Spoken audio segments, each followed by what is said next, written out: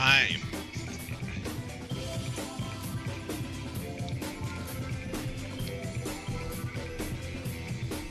Ad starting soon. Ad starting now.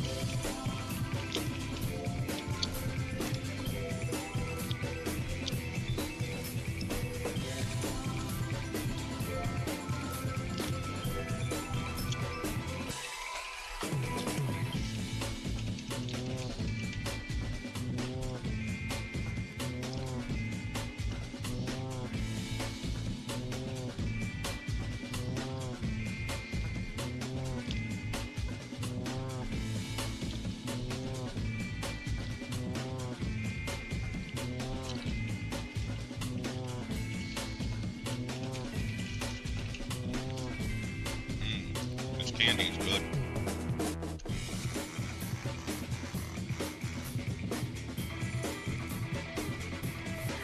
No, I'm better. Hi. Also, welcome to the stream.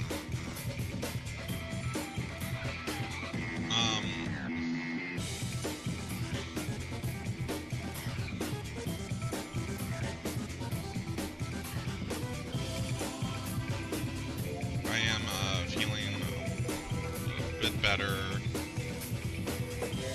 I had like awful, miserable sleep though.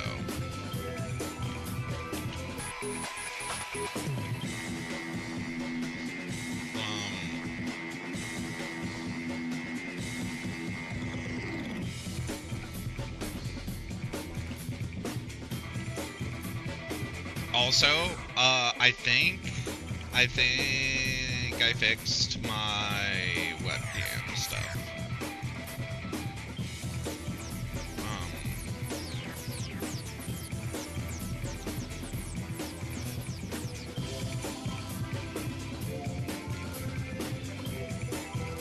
I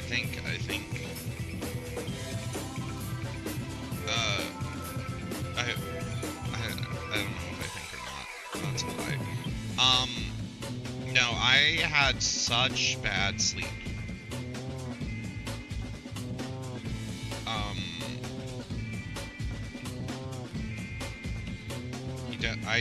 I do be I'm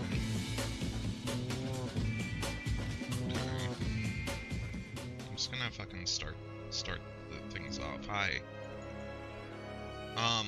Good news. I figured out where. Oh, I should probably turn my own mic down. Good news. I think I figured out how to set up my lighting better, but which has been like a nightmare for me. The big question is if it hurts my eyes. We're gonna find out today. I did like a test. Well, I've been like fucking hyperfixating on this shit. Oh my god, I got raided. Blibbles TV just traded with 5 viewers. That's thank you so much huge. for the raid. Let me do a shout out. How do I do a shout out?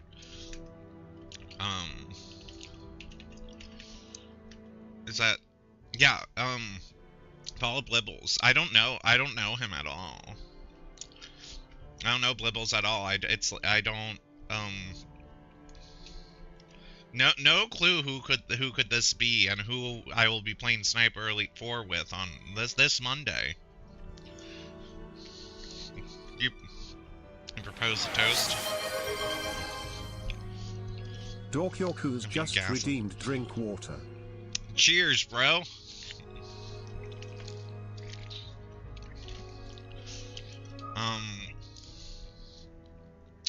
How did the end of Phantasy Star go?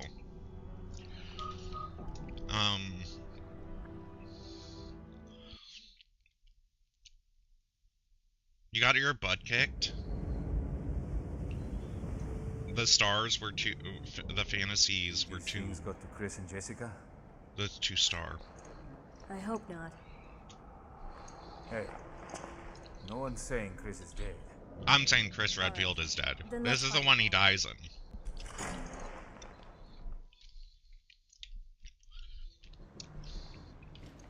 You hear that?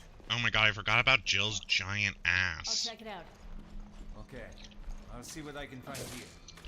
Wait, Copy that. I'll I'm race trying to with you remember. if I pick up Chris's trail. Wait, no, Chris's, I remember. It has a lot of similarities to the corpses on the beach. Chris is like locked in the jail. He's locked in the jail cell. Just to say, with the stupid lighting thing, one of the things I did is I put paper towel over one of my ring light to like diffuse the light, and it did help. But I think it's very funny for me. Oh, I have too much ammo. How do I play? Creative solutions for creative people.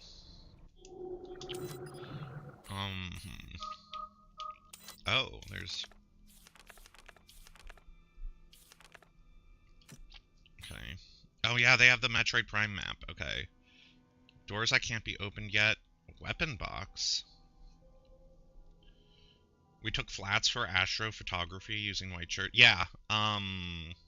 Yeah, no, that was another suggestion, was people saying like, oh yeah, use a white shirt to help dim the light.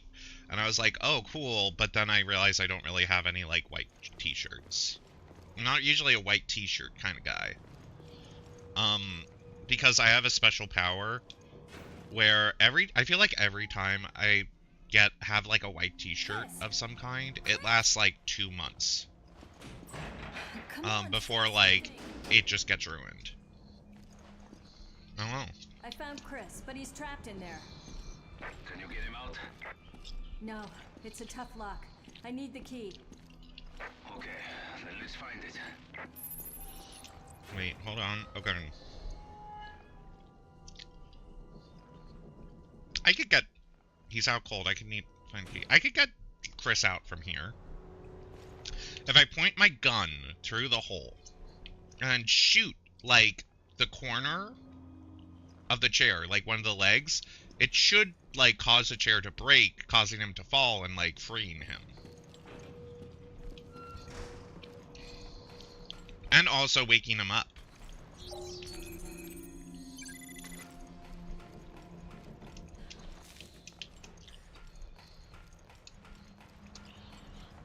Oh man, I'm a little excited to play this game, but also not. I don't know. I want to play this, but for some reason it's not the most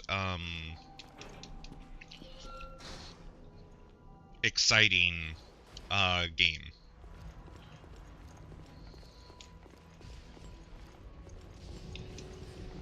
Or entry in the series for me. Even though I don't know like anything about it. Besides being on a boat. Which I think is awesome.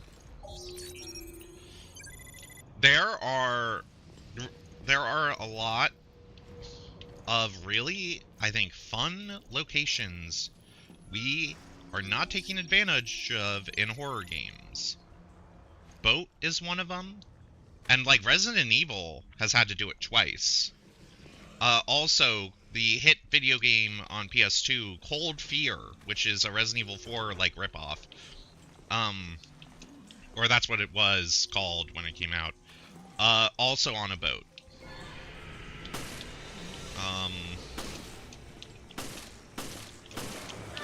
Fuck, Cold Fear? I do have it, and I want to play it one day. Because I'm just... Oh fuck, how do I use my knife? There's like a dodge or a counter. Yeah, they melt into goop. The other is like the fucking Louisiana Bayou. Why don't we have more games, like horror games out there? Why is it only just, like, Resident Evil 7? Like... And, like, Left 4 Dead 2. It is such a, like, cool, like, area of, like, horror games in America. Like, why? Also for, like, horror movies. I don't know. I don't get it. I don't get why we can't do that, but we'll have, like, what if, horror happened in New York State, in, like, Connecticut, New York State area? Anchor mark on the door, okay.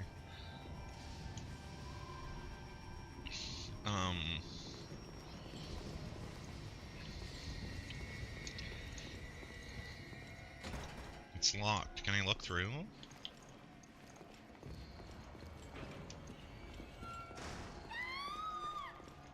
Who's screaming? I'll save you.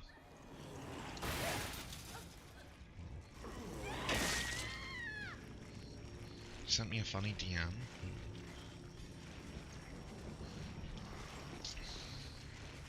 Is she okay? I'll free her.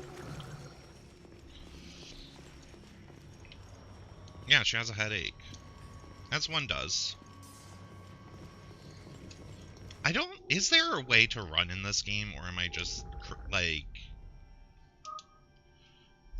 It just says walk and run.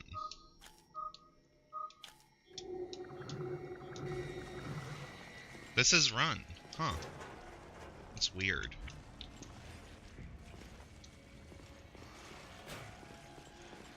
Like, I get this is run, but this feels very, like, very casual. Like... Oh, do I have sub-weapons? I don't have sub-weapons.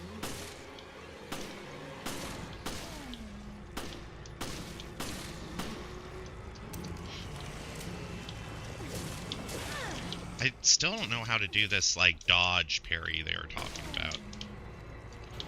So I'm probably shouldn't try. I'm just... What's going on? I found a survivor. The BOW's got her, though. Who was she? I'm still trying to piece that together. I have to scan shit. Who was she? I don't know. We'll never know.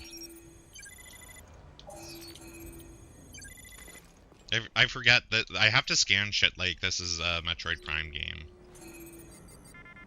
Oh, I can't scan the TV.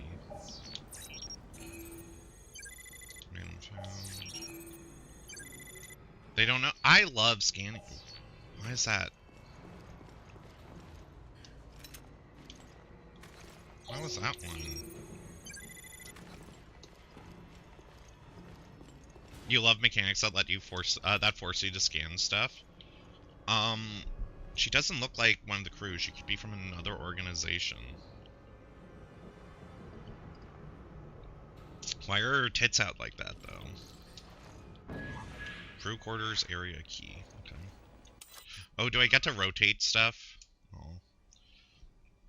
She was breastily boobling as she died. Parker. Hell yeah. I couldn't find anything out on the woman, but I did find a key. A handprint. Let's try it out. I'll meet you on the Chris's room. I got an achievement for finding a secret handprint.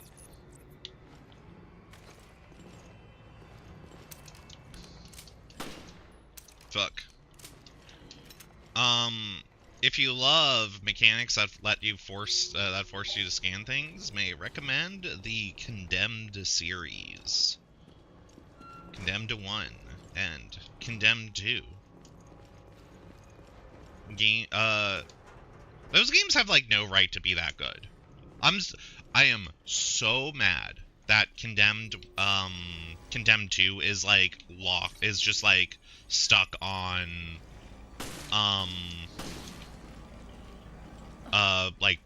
PS3 and 360.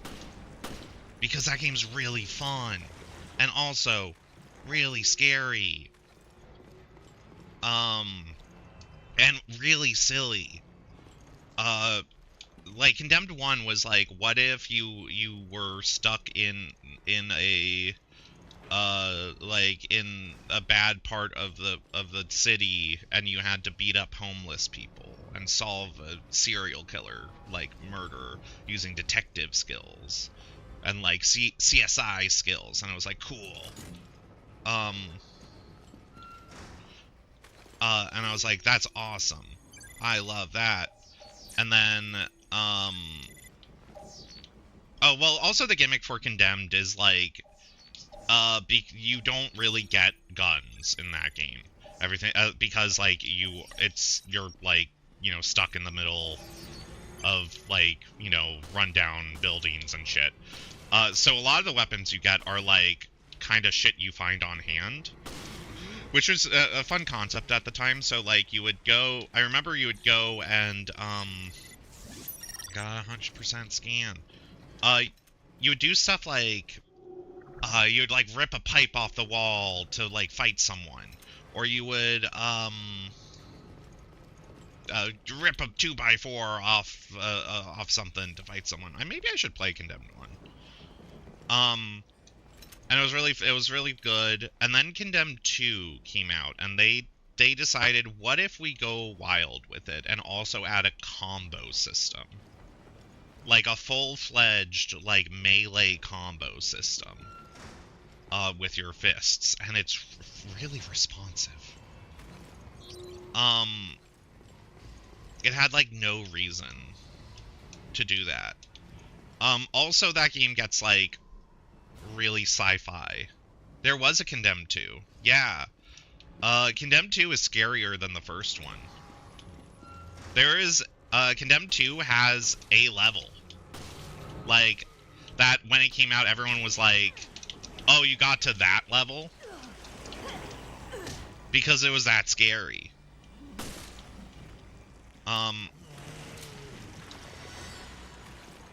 Yeah. No, Condemned 2 has that too. The other thing that was fun about Condemned 2 is they had finisher moves with,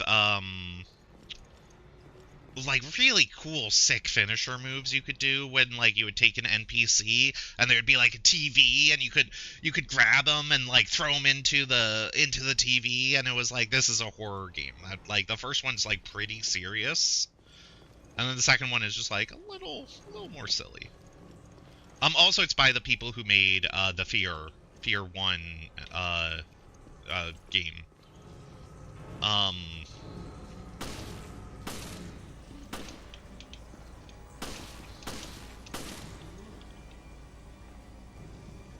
See, my normal Resident Evil strategy of shooting them and then knifing them, it doesn't really work because I don't think they, like, fall over. Man.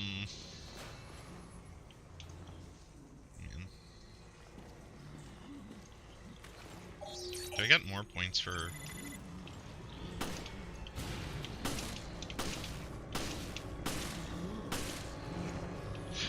His weak point. Even though I heard this game only has like 10 enemy designs, I do like their designs. Like, we're gonna see that enemy, the slug slime man, a lot. I don't think there are many more. I'm guessing because of the video, the gameplay thing from earlier where there's a cutscene and they showed hunters. I wouldn't be surprised if, like, a hunter showed up in some fashion. But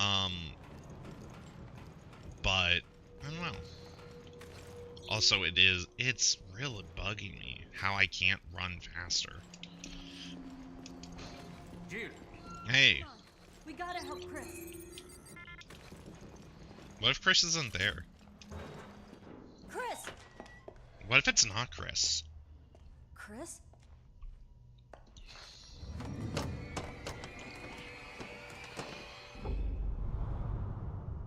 What is this? That's fucking awesome. What? Oh, great. They found, It's a trap. That's so good. Someone made and found a Chris replica, like, mannequin. Is it... Could you even say it's like a sex doll? I don't know. It's time you learned the truth, Miss Valentine. The truth about what? The city? Well, that was episode 1. That wasn't Hunk.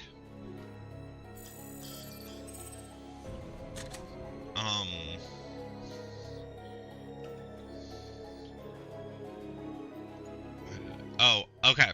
Wait, speaking of, I do have a Hunk. Well, I don't know if it's like a, I guess it's a spoiler.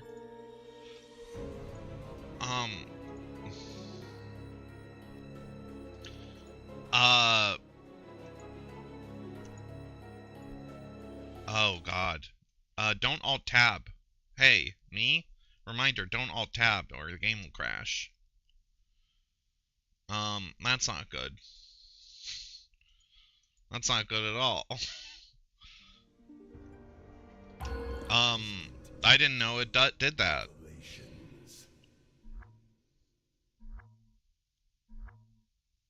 Game, yeah,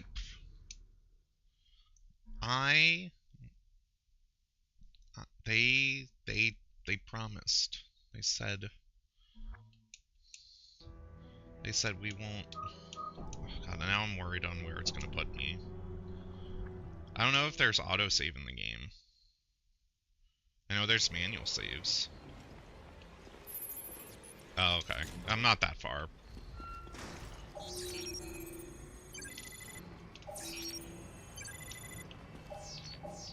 But this is a good reminder to be careful with saving and be a little obnoxious with it.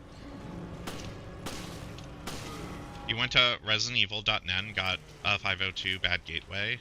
Yeah, because Umbrella took them down. You know, I was gonna talk about something that happens in Resident Evil 9 that's really fucking funny, but I'm not, because I feel like I don't want to.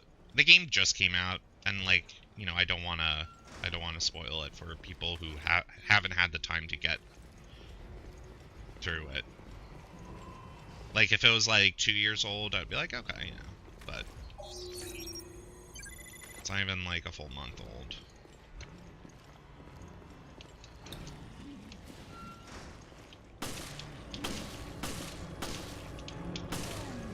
I am a bit sad that I can't shoot them in the knees.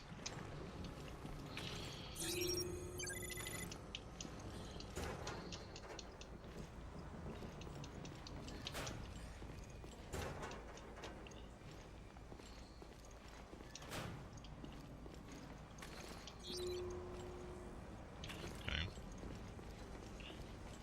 I don't know if new things get... No, I don't think so. New things could get scannable, like new items.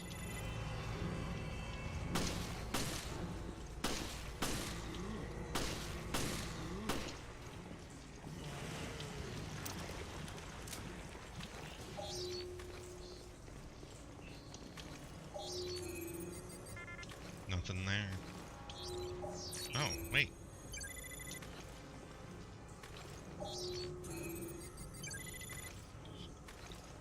That's weird.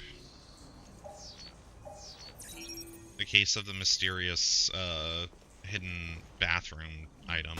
Oh wait, I need to scan you.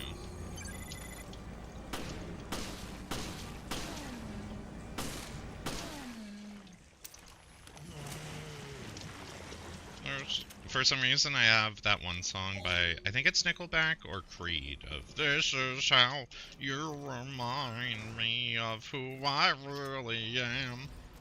I think that's Creed, not... Yeah, that sounds like a Creed song, not a Nickelback song.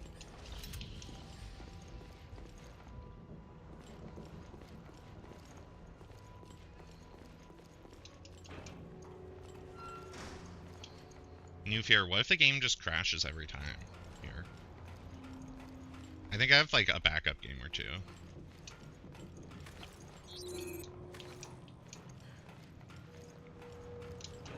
Jill! Come on, we gotta help Chris. Chris! It was Nickelback? Fuck. Chris?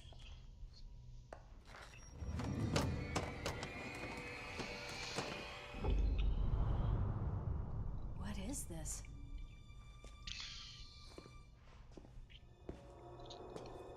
Oh, great.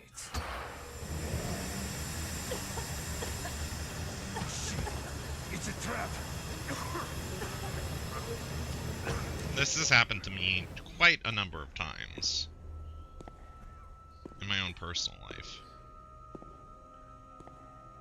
Crash test dummy, game crashes anyway. It's time you learned the truth, Ms. Valentine.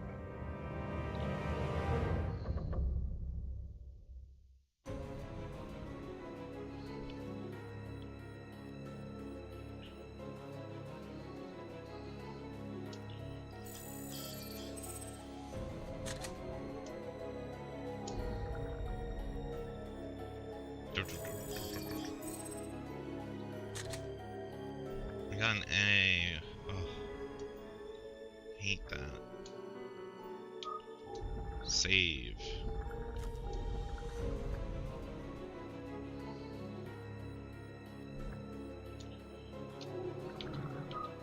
Next. Yeah.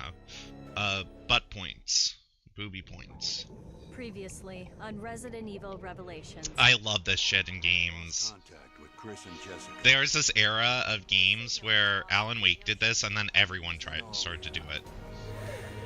Right here on this ship. No signs of life. But I feel like something's here. I think it's a gun. Resident Evil, I guess, is doing this. This is not good. Where are you? How do you do that kick? Is that the fucking... Chris! Alan Wake does this. Alone in the Dark does this too. It's time you learned the truth, Like, Valentine. this kind of makes sense considering it's a mobile... It's not mobile, it's a 3DS title. So like, having a previously on after like a 30-minute chunk makes sense to me, because like, I don't know, I don't really sit down and play like I never really played 3DS like for like 4 hours straight, you know? Wait, I'm in the mountains now?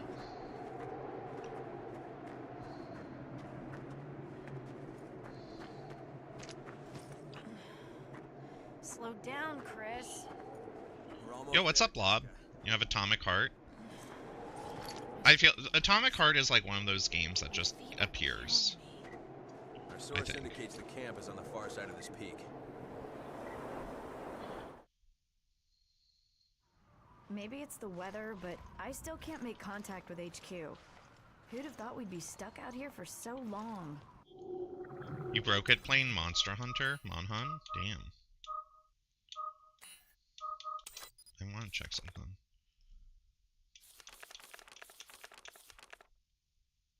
With right timing. I just haven't seen a staggered enemy. Gosh, those thumbsticks.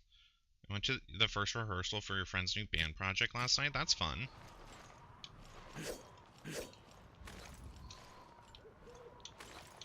Oh, I have pistol and shotgun.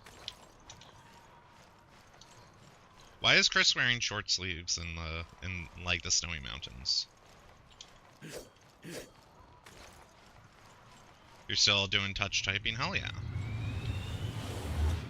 Oh, the plane! My God, it crashed! There shouldn't be any shipping routes in this area. And the intel we got He's on one of Velcro those was on the guys. money. Come on.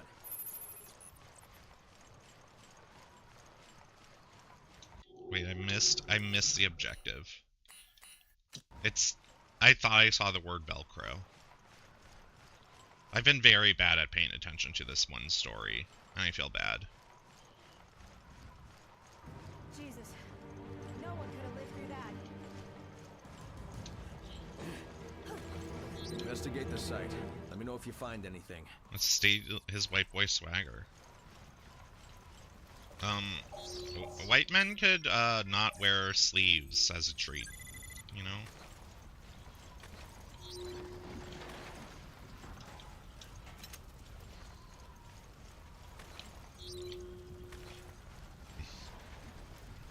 Oh. On handling the new prototype. There will be a new prototype introduced on this mission. All mission participants are urged to use extreme caution. Handling the special prototype, all instructions by the handler must be followed to the letter. In the event of an emergency, follow the contingency guidelines in the Hazards and Emergencies Manual. Once the prototype's abilities have activated, it will be impossible to control them. A prescribed sedative must be administered every hour during transport.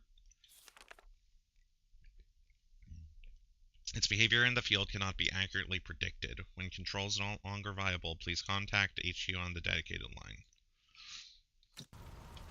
I'm not worried about that at all.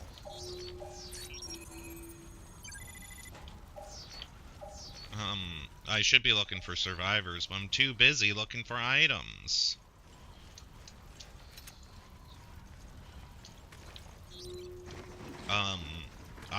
What if it's marked with the biohazard symbol? Found some faint traces of a virus here. Chris, do you really think we're dealing with Veltro again? Oh. Hard to say. Veltro. I believe they survived Terra Grigia, though. I thought they said Velcro earlier. I was confused.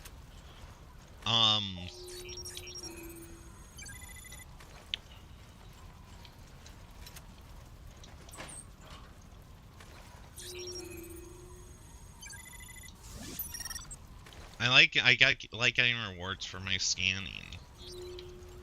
Okay.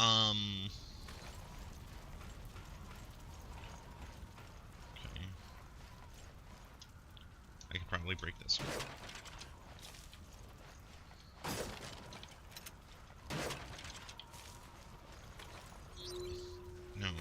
No hidden items. I like that. One thing I can't get over is I'm looking, just looking at his belt, it's like the standard, whatever. But just seeing, like, a pair of scissors is really, like, we should check out the plane more thoroughly. See what we find. Okay.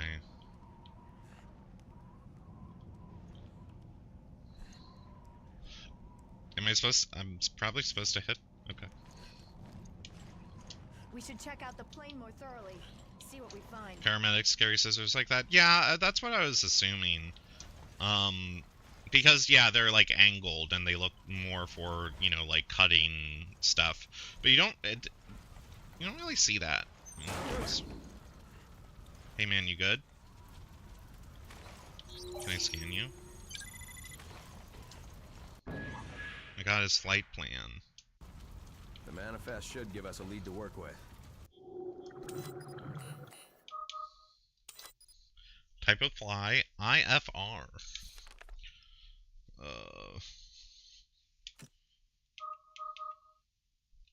Let's see. Like he also has construction paper and a glue stick. Hell yeah. If that's where they are, this mine should take us there. I'm gonna be right back.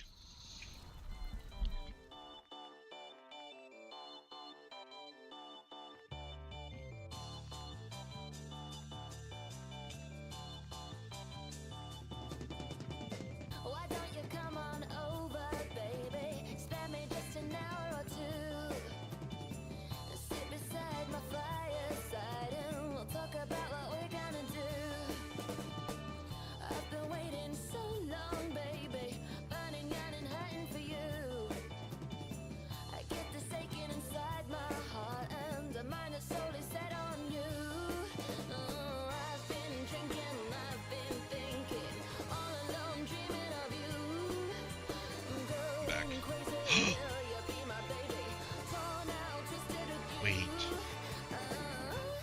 Oh no.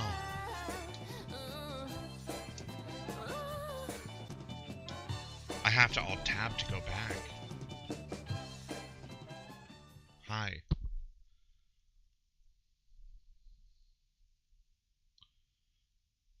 We're gonna see what happens.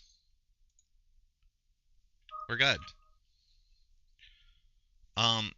Yeah, I should probably... Okay.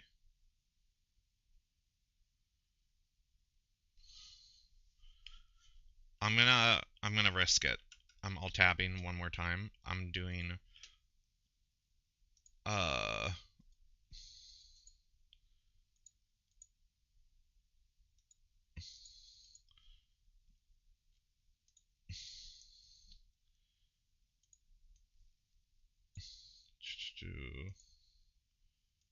Okay, this should work.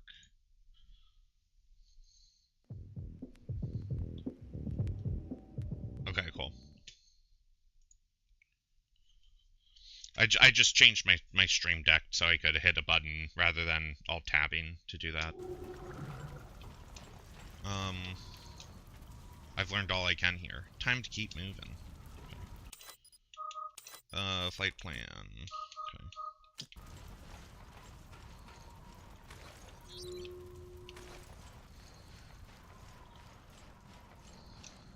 Jessica, I need a hand.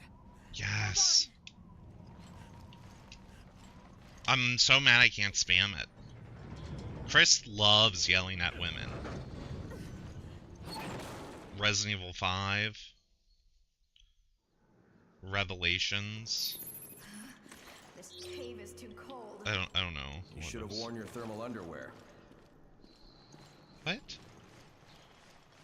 I don't think that's HR compliant, Chris. Hey, did you hear that? He has a girl in every biome. That's every man's dream.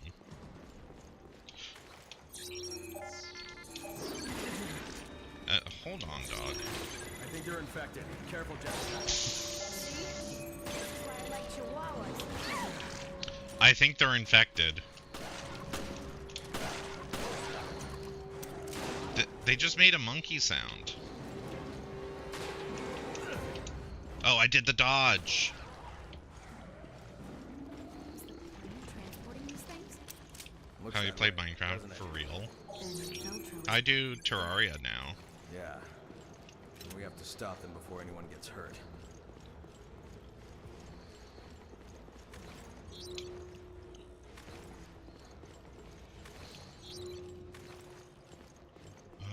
Okay.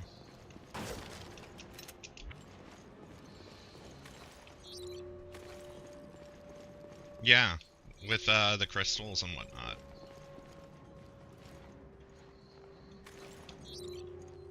I have to...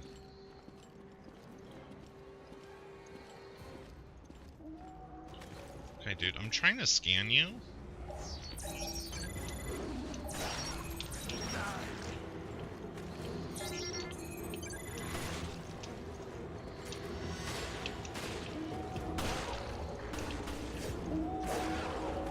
I love their sounds. I don't know if you could hear them well. They make like a monkey screech. Okay, let's try the shotgun out. After I...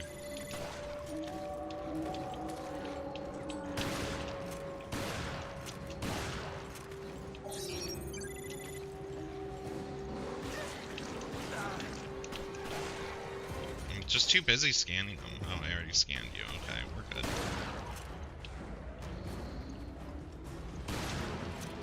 It feels so cheap to run, to be able to move and shoot in this game. Like, even though I'm playing on, like, the classic controls, like, I feel like I shouldn't be able to strafe.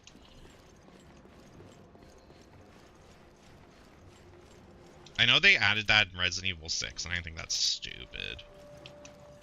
I know that's, like, kind of a hot take. People, that's, like, a main complaint through these games, is that people go, like, oh, you can't, what do you mean I can't run and gun?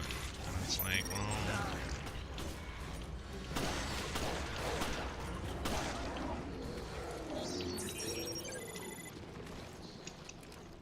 One thing that's really good is, I don't know, there's this really good clip. I don't know if it was like an ironic clip or not, but there's a guy who was playing Resident Evil 9, like a Call of Duty game or whatever.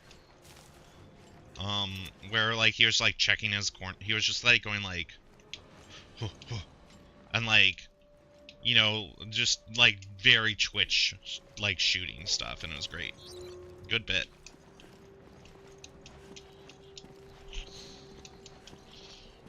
This is an alternative path. Okay.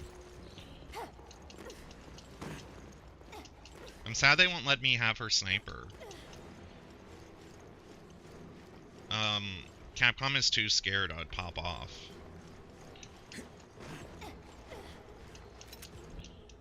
A BOW decoy. It's a pipe bomb. Can I climb up there? No. Okay. I kind of want to try the pipe bomb.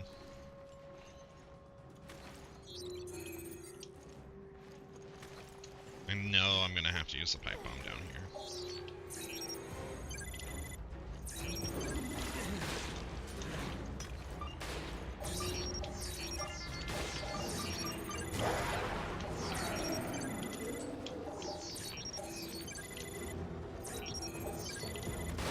I'm doing important work.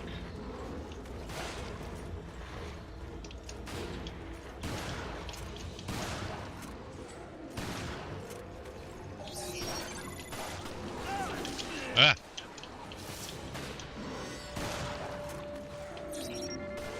Target not found, it's right there.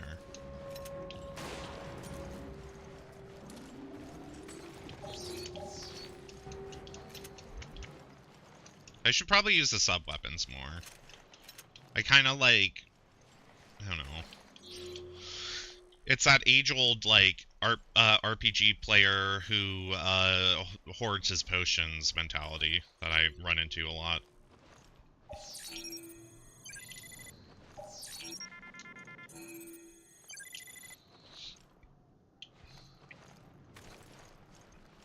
Oh, there's the items.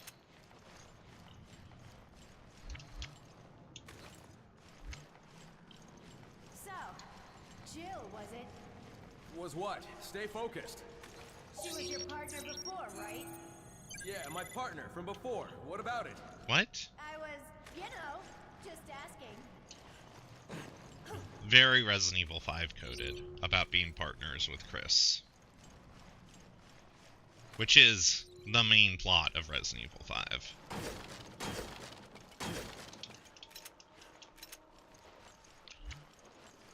God damn, they're giving me so much.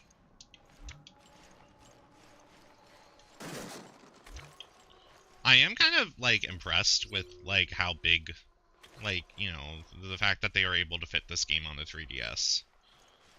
She's wrong. I was your partner. I hope there isn't a big enemy that I need to fight here. Are you okay? Oh, this... Just my leg. I'm not going anywhere for a while. Hold on, I'll be right there.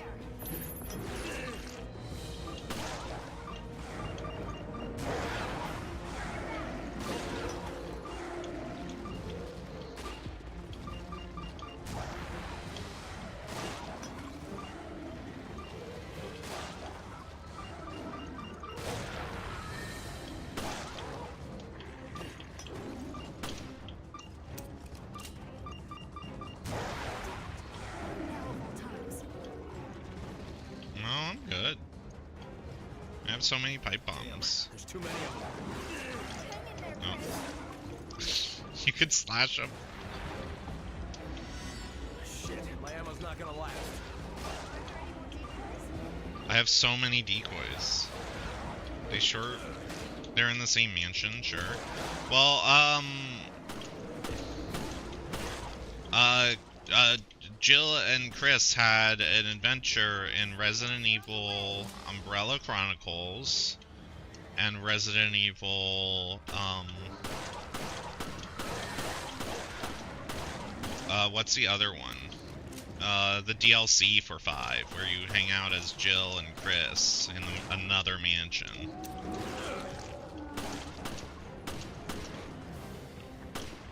Why are there so many dudes?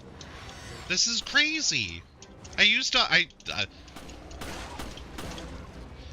all my decoys too soon. Okay. Hi.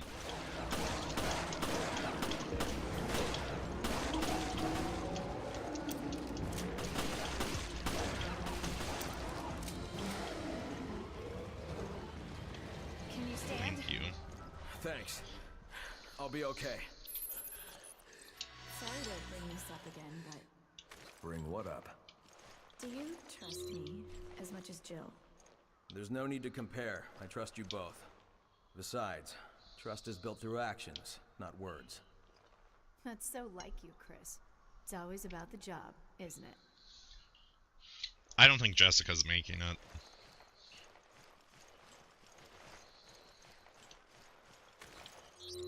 I don't know if either of my partners are making it.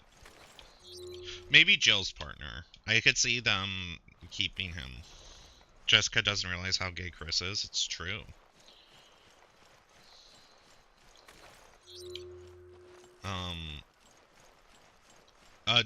Jessica pissed Chris off so much. That's why Chris vowed to never partner with a woman again. That's why he partners with a really lame character in Resident Evil 6 co-op. Well, and also main game. I'm not a Piers fan. I think Piers sucks. Like a lot of characters. I think, well, I also think Resident Evil 6 sucks.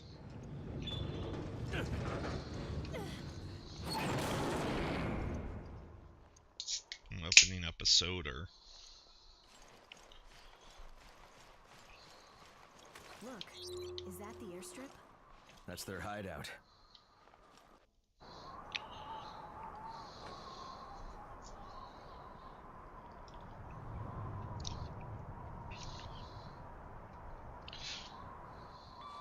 Chris loves going into, Chris here.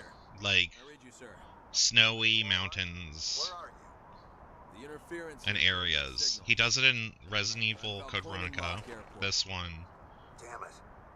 and, Umbrella Chronicles. I sent Jill and Parker to the Mediterranean on faulty intel, and now I've lost contact with them. I haven't heard from them since. Where was he in Resident Evil 2? What's going on? Chris, Things, places. better look at this. He was hunting Umbrella, question mark, or hiding from Umbrella, question mark. Okay, so, O'Brien, you're not gonna like this. We found the Veltro crest. Then stories of their resurrection are true. If that's the case, then... Then the setup that got Jill and Parker. It was all... Yeah, I'd almost guarantee it. O'Brien, we'll go after Jill and Parker. I hope that's not a problem. Not at all. Make your I don't trust O'Brien. We'll keep you posted. Why did he tell, why did O'Brien say, hey, go to the ship to help Chris, and then, I might be getting the fucking plot wrong already. I might have to DM someone about it. Because so far it's like, Jill goes to the ship for reasons, but also to find Chris. But Chris wasn't there, it was a trap. But did the BSAA know that Chris was in the mountains the entire time? And they just told them, like, oh, we gave, okay, I'm gonna, should I might Google it. I don't know. Okay. Evil Rev. I'm gonna Google it. Plot. Oh, this is after Resident Evil 4. The FBC.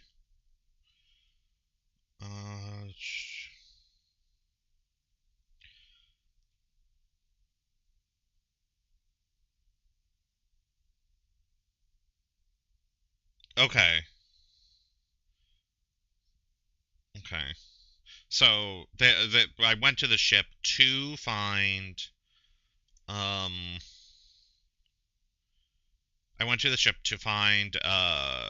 like, hey, is Velcro coming back?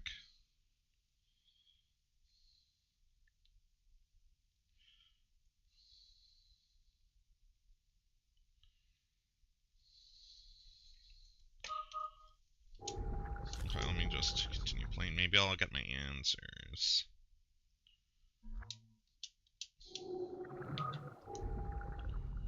See, I tried to play this game in windowed mode, but in guest cabin, in windowed mode, it's not borderless windows. It's just like normal window. Nah, that's this whole thing. I don't want to do it.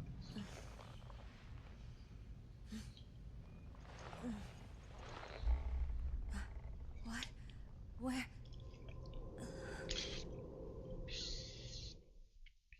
Use your email. Normal windowed mode is my favorite. Parker. Where are you? I don't know. A room, I think.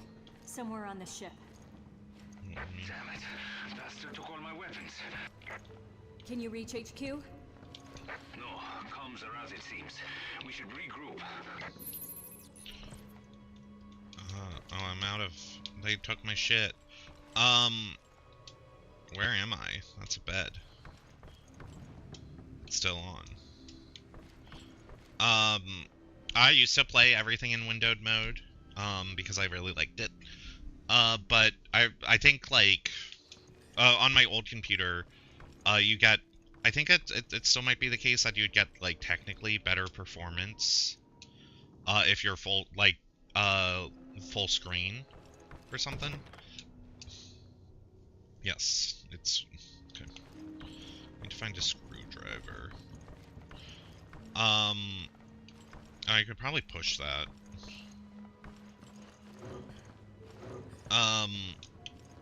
And so I started doing it that way for better performance. I just kind of got used to it. But sometimes I'll still do windowed. It depends. Looks like it's been broken for a while.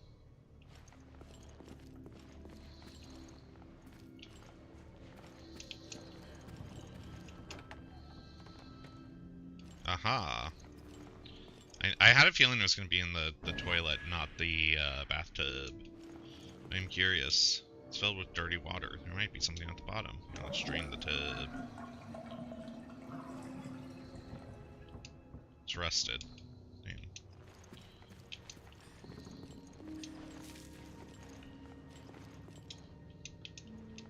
I have a screwdriver. I could fix things now. Okay. Now's not the time for that? Are you fucking kidding me?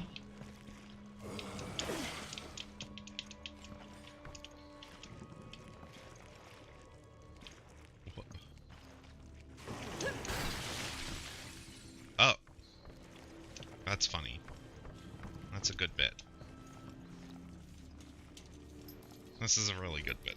I wonder if there's a mini game on 3DS during this part. I'm pretty sure there had to have been.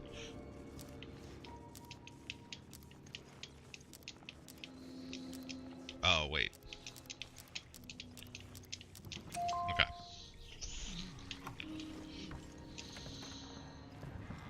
I should pick up the ammo. I should be able to get to the bridge through here. Ponte. Great, a padlock. I have a fucking screwdriver. You're the You're the master of unlocking, Jill.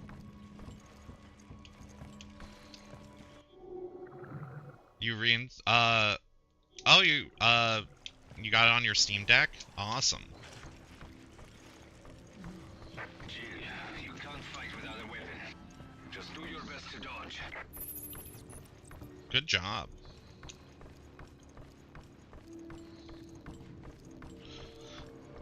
I feel like, see, part of me is like, I did a toilet. I'm pretty sure guns could break locks, but whatever. Well, I don't have a gun. That's the issue. I'm hitting my gun button. I'm pretty sure I did want... Now that's just... No! I did want a Steam Deck at one point, and, like, I know it's great. If you could lift... I can't lift that. I did want a Steam Deck at one point, but, I don't think so anymore. Because then I'd just be, like, fucking lying in my bed, like, 24/7. Ah, I see. Okay.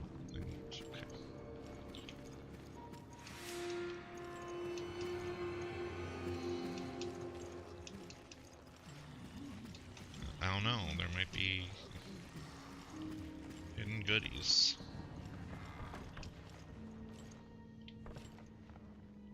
I see a shotgun.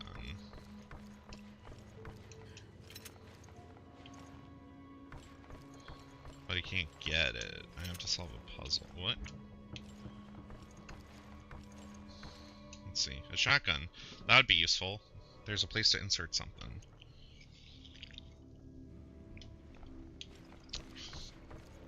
Oh, we have an ad coming up soon.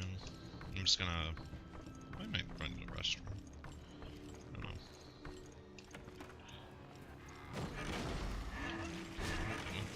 Excuse me, dude.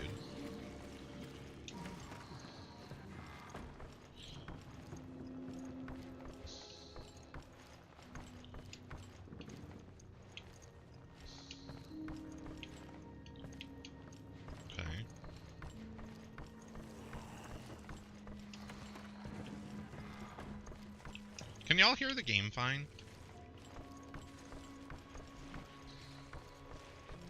It's been, the game, like, honestly, like, I've been checking the audio every now and then, and it's been, like, I don't know. Sometimes it looks like it's really low, and sometimes it looks like it's really high. Yeah, I guess.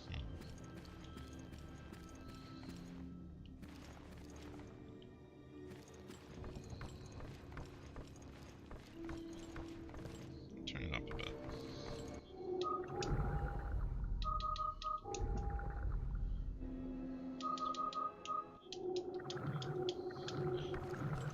This is like one of those games that's like quiet but then loud when it like you know, like pretty quiet, and then like just some moments where it's like, oh yeah, you know, the characters talk at like a 7, but then when you shoot a gun it's at 15. And that's how they mix the game. The anchor door. A delicious buffet for me? There's no one else here. Okay.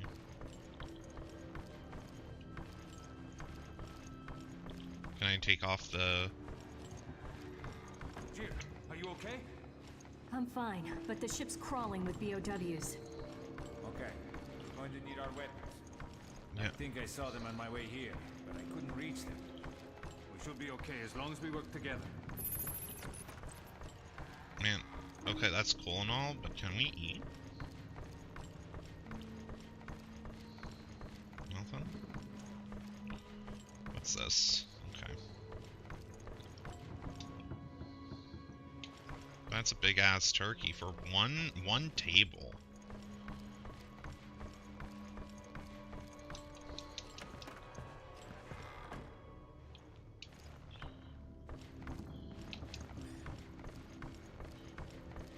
Wait, there are more creatures this way. I found this though. Think we can use it? Oh. Yeah, it just might do the trick. I need the card reader.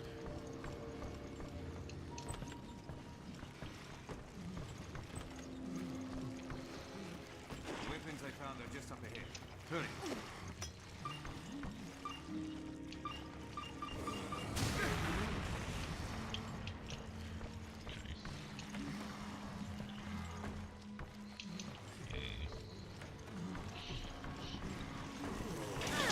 Fuck. I'm zigzagging. Let's see if this works.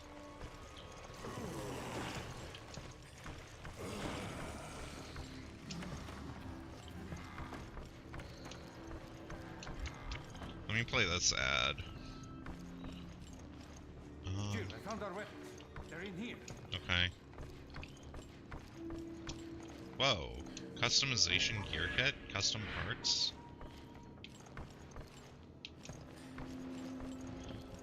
This feels very suspicious of a... Oh, okay, that's why.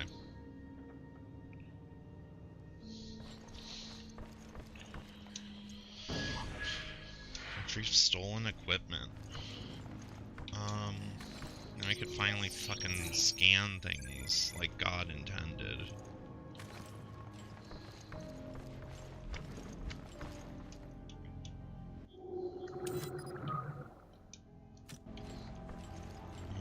What the fuck is this? You can equip or switch weapons on the screen.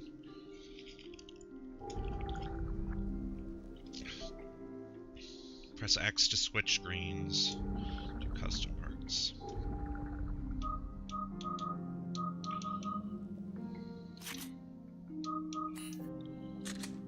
Okay. Pretty simple. Cool. I'll take a little upgrade boost. That's fun. We got our equipment. Now what? Now we contact HQ and tell them what the hell is going on. We should be able to do that from the bridge. Let's go.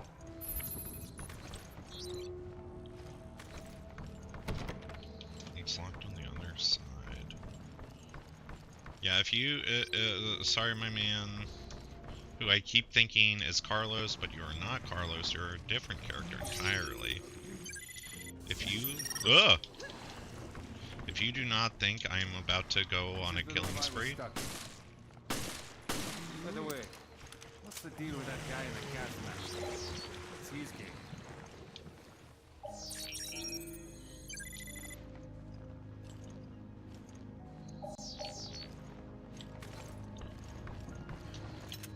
Actually, you know what? I'm gonna run to the restroom.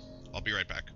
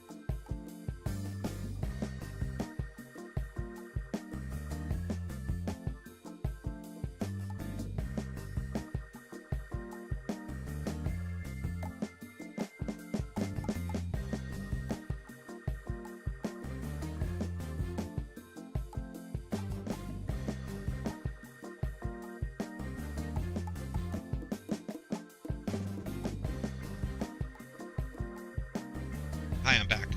I have a picture to show. Let's try this. On my phone.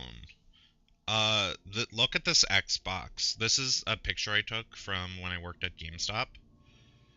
Thank you. And someone brought in this Xbox 360.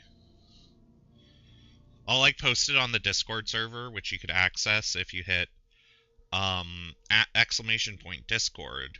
But yeah, like this is it's just torn to shreds. Yeah, let me post it in the Discord now. It's crazy.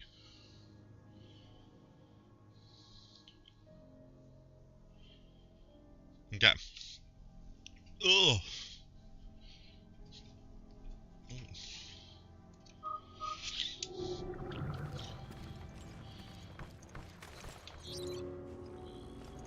I do appreciate that the gas mask person put both Jill and this guy in, wait. Why did they put us in, okay, they gassed us and knocked us out. One, why, very nice of them to put us in beds, rather than, like, cold, dark, you know, metal room. Why did they also give us and hide screwdrivers? For us to, like, escape. Like, okay.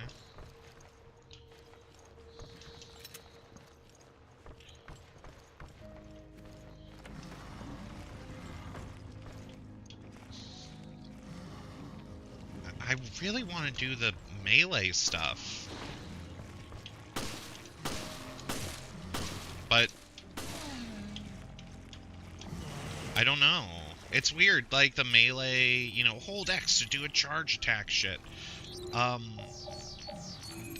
just don't know when, or when, like, the Q is. I think, oh, you know what? Sometimes the enemies, like, their little, like, tongues are out. Okay, this is not good.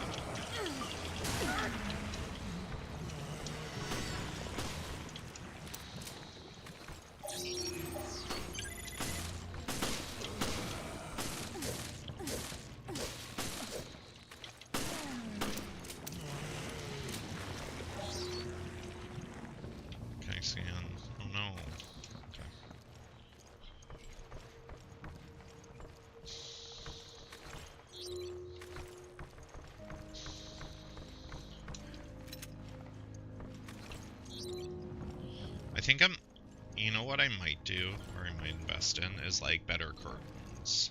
Because like, you know, messing with all the lighting and stuff, like, I think the biggest struggle for me isn't just like the placement, but it's just more, I have a window like right directly to my left, and there's nothing I can do about it besides getting better curtains.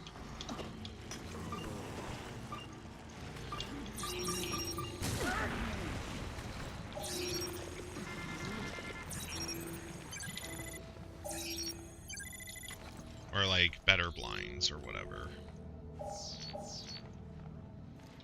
I should look into that. Maybe I could, like, hang something up. Because when I did my lighting test yesterday, I did it in, like, a darker room because it was later at night. Yeah, this is all... Okay. Where are the items? What? It's in the ceiling.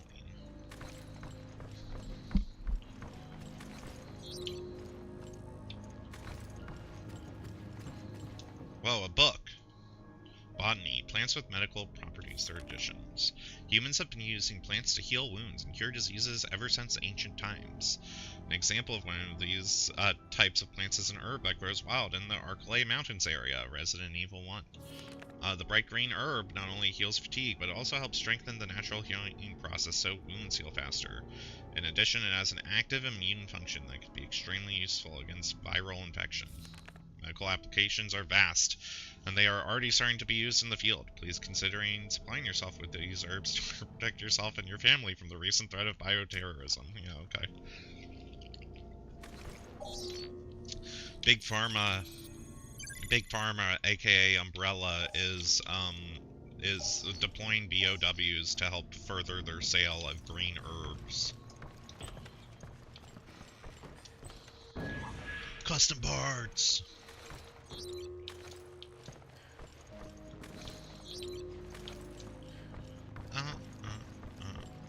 Custom parts. Custom parts. Hey dude, you're not invited to this party. Things are hiding everywhere.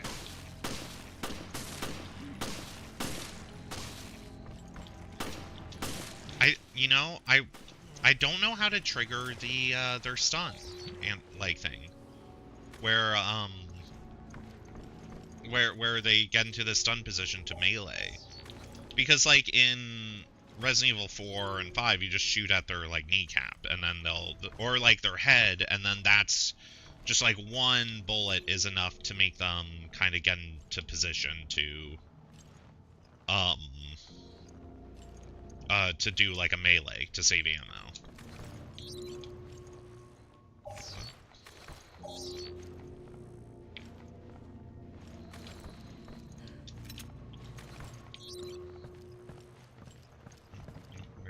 Where's this item?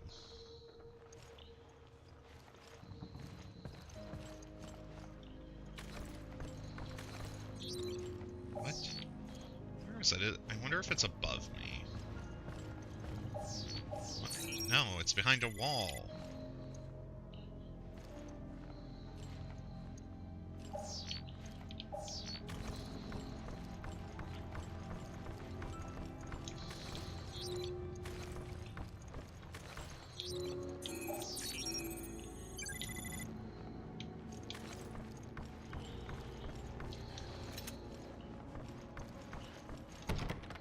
Hell mark on the fence, okay. There's ammo there.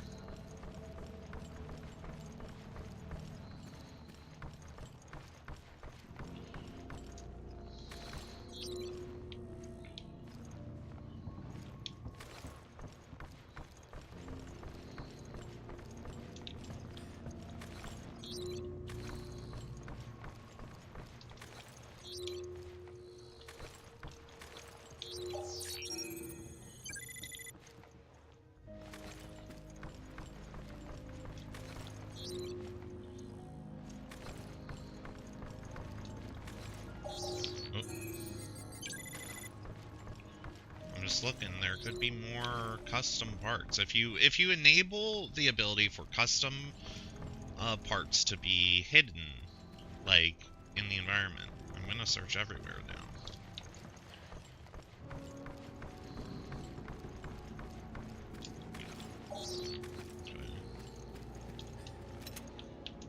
Hand grenade. How did all these people die when there's like fucking ammo and grenades everywhere?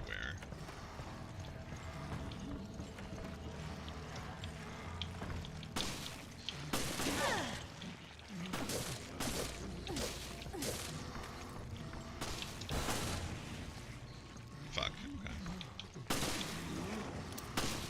Wait! Yeah! Cool. I don't know what triggered that, but cool. Wait, did the other one die? I just shot the other one like once in the head.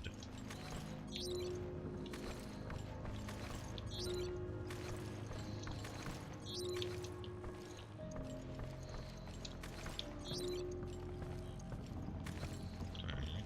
Anything in this corner? No.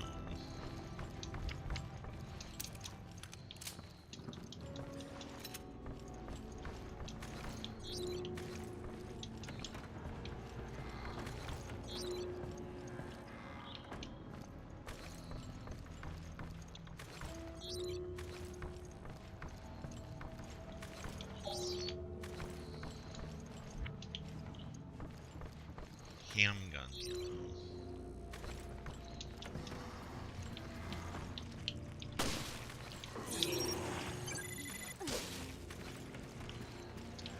You haven't seen a window in a while? That's true. Well, also, I mean, we are on a boat, and, like, there are parts Oh god. There are parts of boats that just have no windows.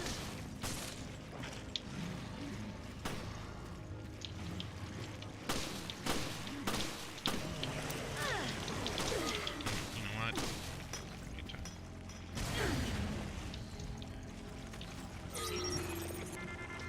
Shouldn't be rocking around. I think we're anchored. Also, if the game did have us rocking around, there would be a lot of motion sickness. Just like straight up. Like for the whole game, if we were rocking around like a Christmas tree. Fuck, that doesn't. Okay. If we were rocking around on a Christmas, rocking around the Christmas tree. If we were rocking around the Christmas tree, yeah, people would just get motion sickness after playing this game. And then that would be like, you know, bad. I know other games sometimes do have, like, you see some windows or motion.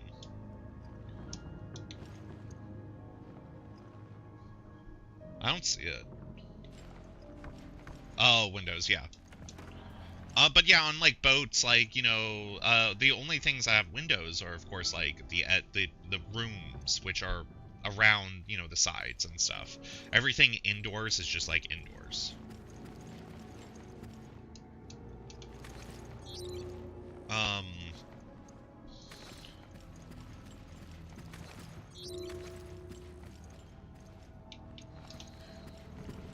I'm just backtracking a little bit. Wait, can I check the map?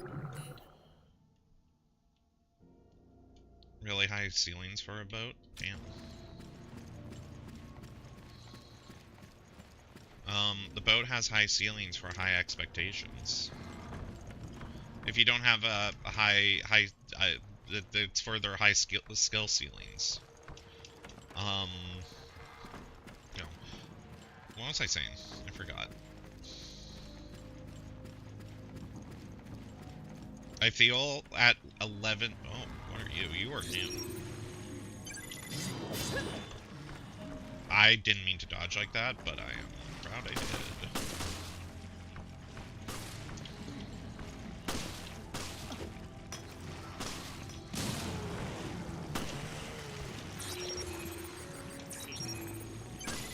Damn.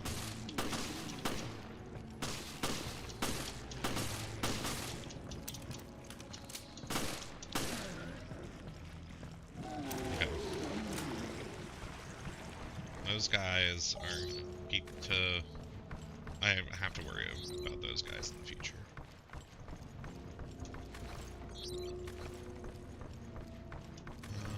I know where I'm supposed to go. I'm supposed to probably go to the one area with the, they want me to go back to,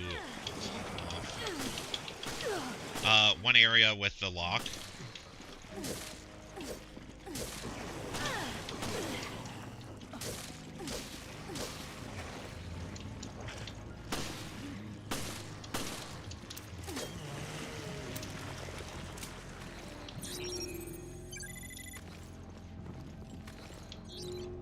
Really? Nothing?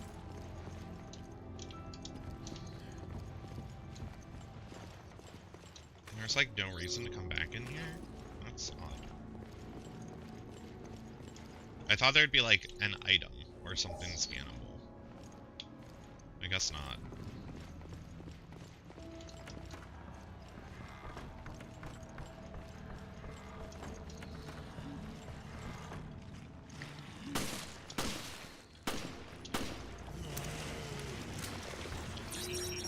One thing I will say is I'm not 100% sure about, like, the enemy health in this game, because sometimes I shoot them, and they take, like, 10 hits.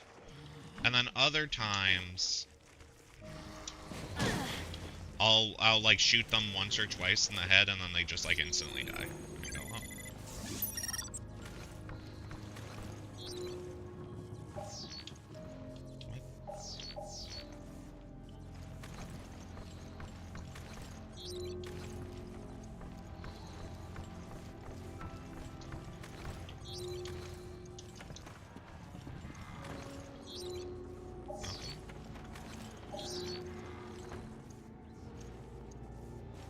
Okay.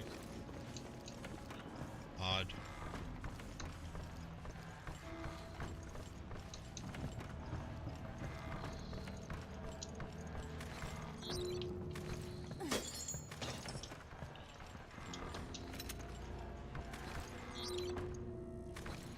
Okay, what's this door?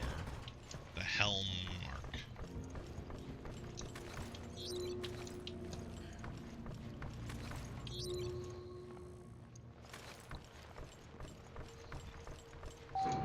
Elevator.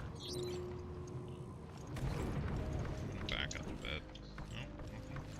I was kind of expecting, like, jump scare in there. Like, the elevator door opens. I think I'm on lower cabins, I'm guessing. No, I'm not.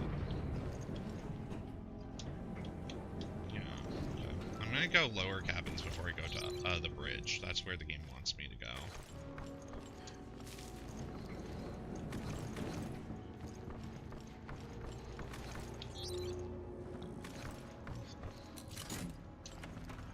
Door unlocked.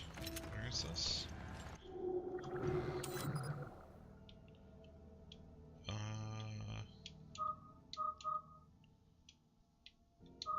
Oh, okay, okay. I don't know what that fucking one thing is. Doors that cannot be opened yet. Oh, that just means card. Okay. The color. Okay, I see how they did that.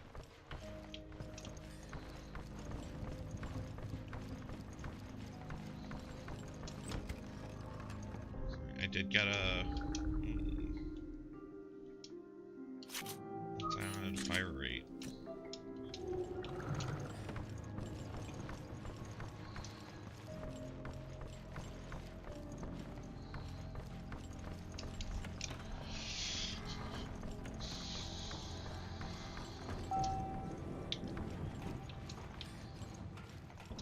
Let's go to the bridge. The bridge.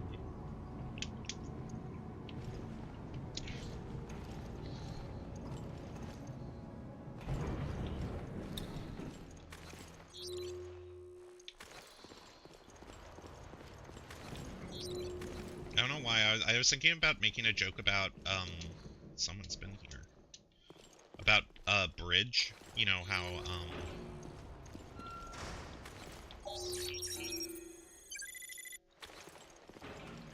the game, but I don't know how to play bridge. There's a lot of these, like, kind of old, like, traditionally old, kind of card or, you know, table games I don't know how to play. Like spades, I don't think I know how to play spades.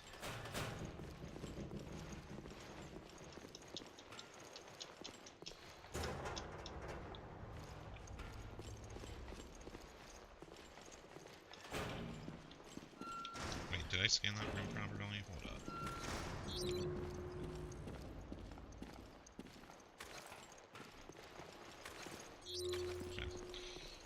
The scanner has a weird range, which is why I keep pulling it up, like, every few minutes. Oh, see? A few minutes.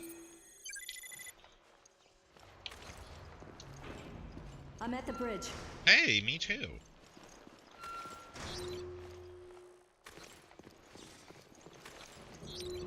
Someone sabotaged this ship.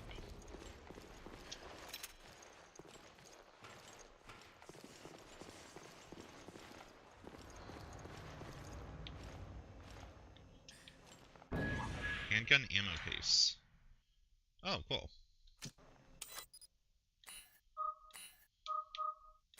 Great. Love that.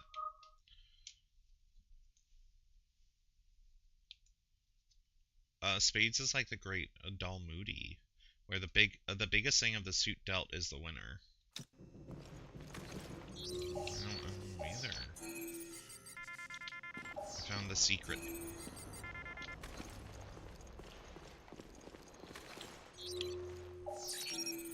Who's leaving the handprints around? Who's Someone keeps touching shit around here, and I gotta find out who.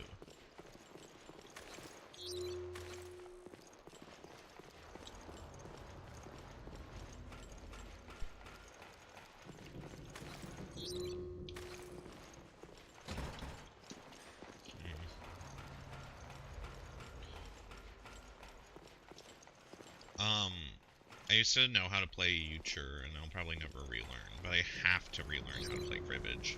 Cribbage is also a game I do not know how to play. But I've played Fibbage. Doesn't look like I could use this for communications.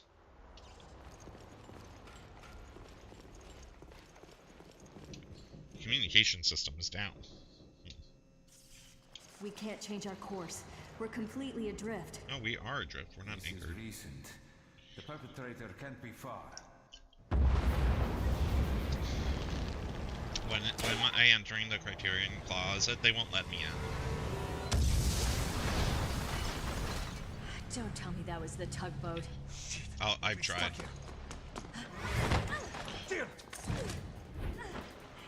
Who's that?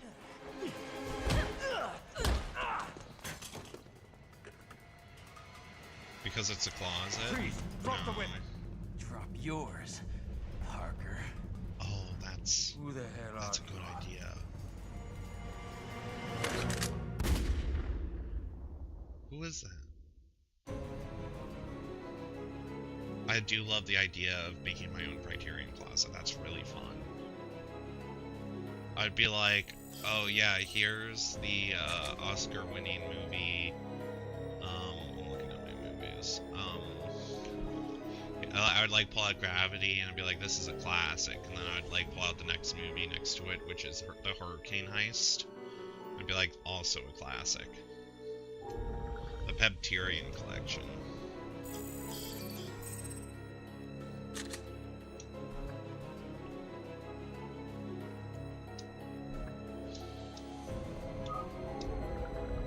I should really do that. But like I would need to like figure out a way how to film it.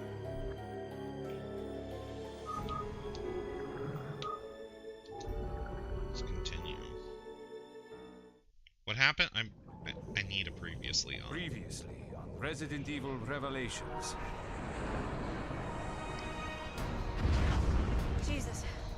No one could have lived through that. I could have. And stories of their resurrection are true. Then the setup that got Jill and Parker. It's just like JoJo. It's a trap. Yeah, I'd almost guarantee it. But Ryan, we'll go after Jill and Parker. Make your way Which to the part of Mediterranean. JoJo? Where? Damn it. Bastard took all my weapons. Can you reach HQ? No, comms are out, it seems. We'll be stuck here. Don't ask that.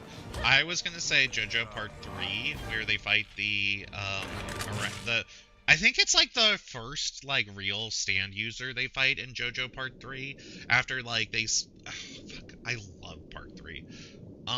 JoJo Part 3, they introduced the concept of stands, and like that's like this is how we fight now in this game or in this show. And you're like, okay, I get it. And you know, they show some like they show some, you know, you know, they have Kakyoin and Abdal like kind of fights to kind of like be like these are how this works, but then they join the party. But like the first real stand user they fight is a fucking orangutan, and his stand is a ship. It is a giant freighter, like freight ship. And it's so funny because it's like they Araki immediately sets up like how stands work, and then just immediately kind of like breaks the rules, and then just like never does something like that again. Wait, is strength before yellow, temperance, and dark blue moon? I have no idea. I don't know the names of them. This is one wake-up call, which was long overdue. Ooh, machine gun.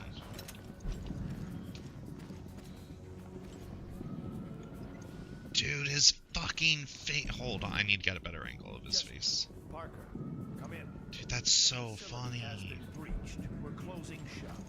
Why does he look like... Who designed him like this? That's an order.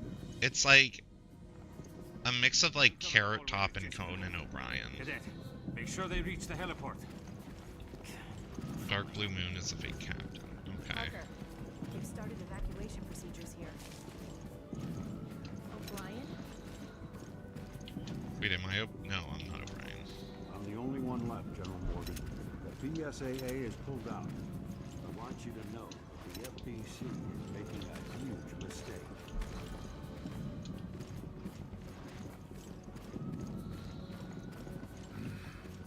We have been at war for 3 weeks in an attempt to handle this matter. There have been rescues, there have been losses. Too many. But any further delays would simply cripple our cause. Surely you can understand that. I'm afraid I cannot. Obliterating the site by satellite is only a quick fix. We could lose crucial evidence. Use of the satellite has already been approved. We can clean up this mess. I guess you've thought of everything. Even the FBC may not be able to cover its tracks on this one. One thing I really love... Let the heavens scorch the earth with justice. One thing I really love about Resident Evil games is when things get too messy, just destroy the whole area. There's the rub. Men like us can exist thanks to groups like that. Oh wow, that's dramatic. And he'll just let all those people die. Are you finished now, Director O'Brien? Everyone, you have your orders. Move into position. Raymond, with me. Yes, sir. I'm dancing. Sleepy Jirachi, thank you so much for the follow. Do you like my dance? Sleepy Jirachi _ just followed. Thank you. Not my real dance. I can't do that dance in real life. Kill enemies in the hall. This hall? The one good thing about zombie scenarios, if it gets out of hand, you do actually have nuke the area justification. Yeah, that's true. What are you waiting for? Come on. What are you waiting for? Come on. What are you waiting for? Come on. She seems so bored. I'm actually gonna... Not if we shoot all them sons of bitches first. I'm gonna do one quick thing. I'm not, like, going anywhere. I'm just... fixing... Oh my god. Getting hit by a flashbang right now in my room.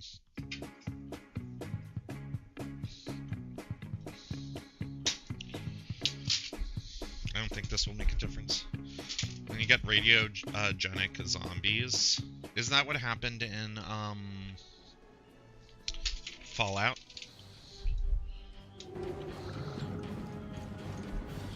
Well, those were ghouls, not zombies. Uh-oh. Open fire! Hunters. I don't think the two of us will be enough. We want to make it out of here. It's got 'em. After this, we head for the chopper. I'm actually kind of surprised at, like, parts of this game having these, like, oh, you're like, kind of action-focused segments. Just considering this was a 3DS title, if anything. Did Veltro make them all? Like, I couldn't imagine trying to accomplish this on... I couldn't imagine trying to do this on a fucking, like, 3DS. Continue, yes. On that little, like, touchpad and shit. Not if we shoot all them sons of bitches first. Let me get that health up there.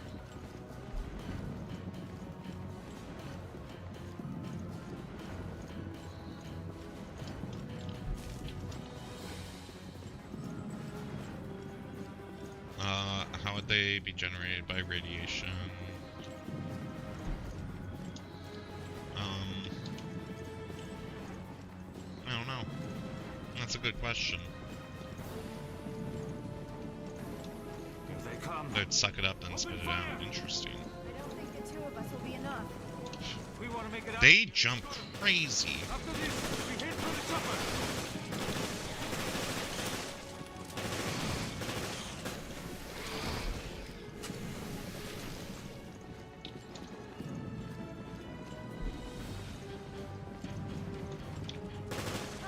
You know,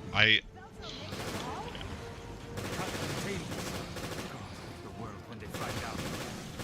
Everyone will equate Veltro with terrorism. I think that's what they're hoping. Velcro is our terrorists. It is very funny seeing hitting these hunters with like 3 bullets and then them doing like a full frontal flip.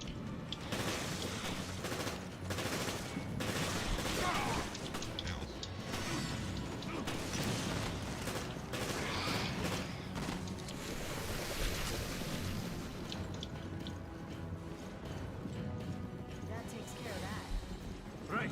It also shoot lightning bolts. That's true. That elevator should still be operational. This way. I don't think people take the fact that with nuclear fallout we do generate lightning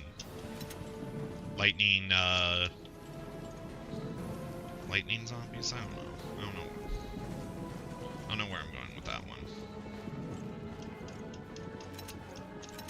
Okay, I'm actually gonna fix I tried flipping my blinds from pointing downwards to upwards to try and see if that would like kind of help, but it didn't. And also now the light hits my blinds and kind of like bounces up and like sort of into my left eye, which is weird. The sun is amazing. Okay.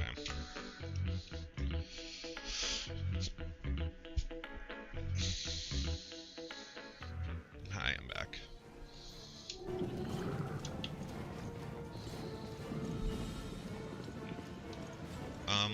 Oh. Wait, do I go back? I thought I was going outside.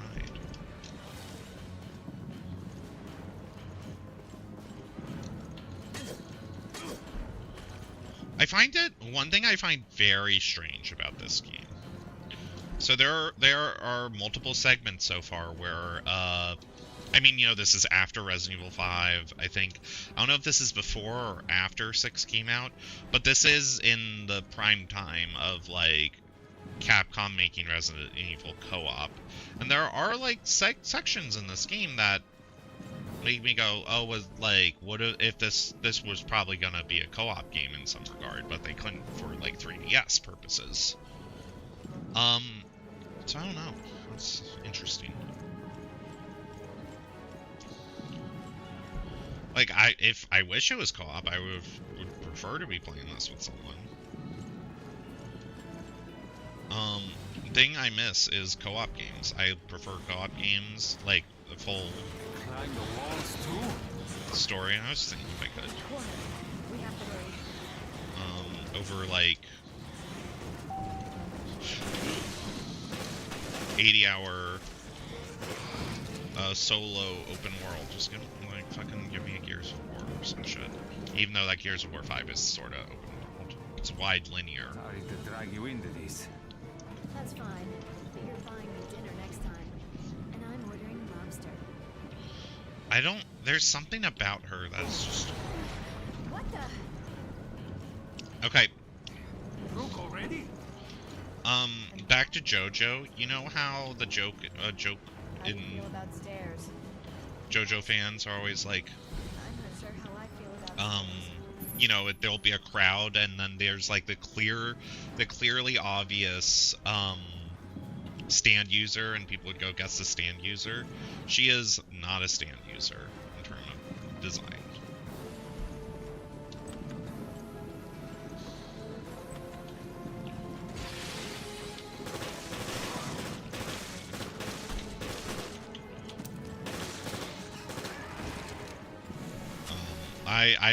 I'm sorry. I am sorry to this character, but you are not, because of the way you are designed, your hair and you are dressed. You are not surviving this.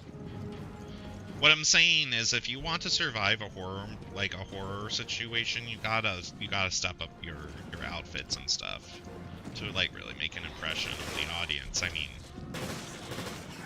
you always assume this was a co-op game. The funny thing is, Resident Evil Revelations 2, which did not come out on 3DS, is a co-op game. Sort of. M3. Actually, like, how Revelations 2 works is, like, kind of crazy.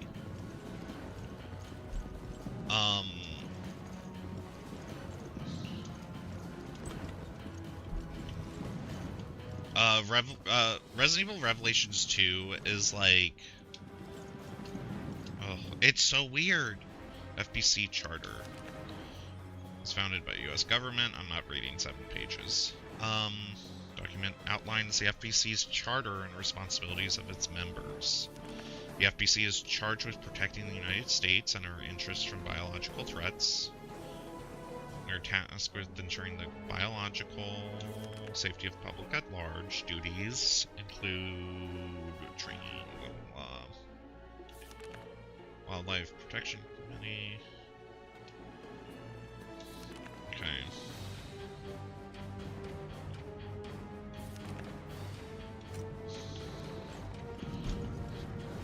Yeah, Revelation. It's so weird that they made this one not co-op, or like didn't do something to add co-op. But Revelations 2 is co-op.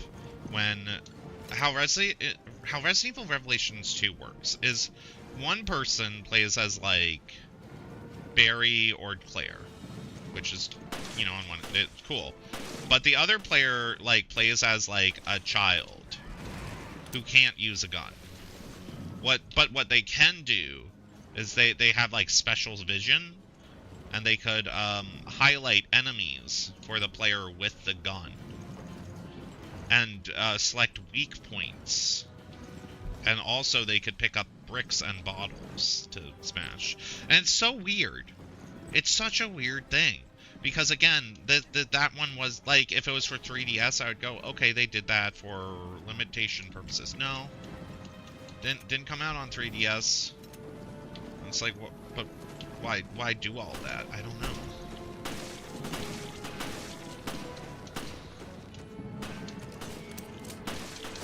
Oh, it's good.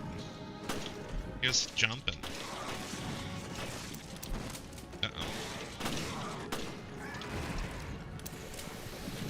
Battletoad. No, it's a hunter. From Resident Evil 1, I think. Should try out the shotgun.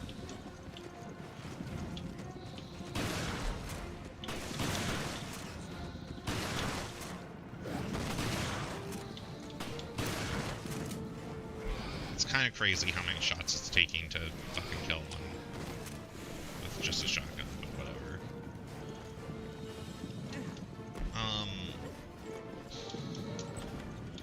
No, Battletoads is older than Resident Evil 1.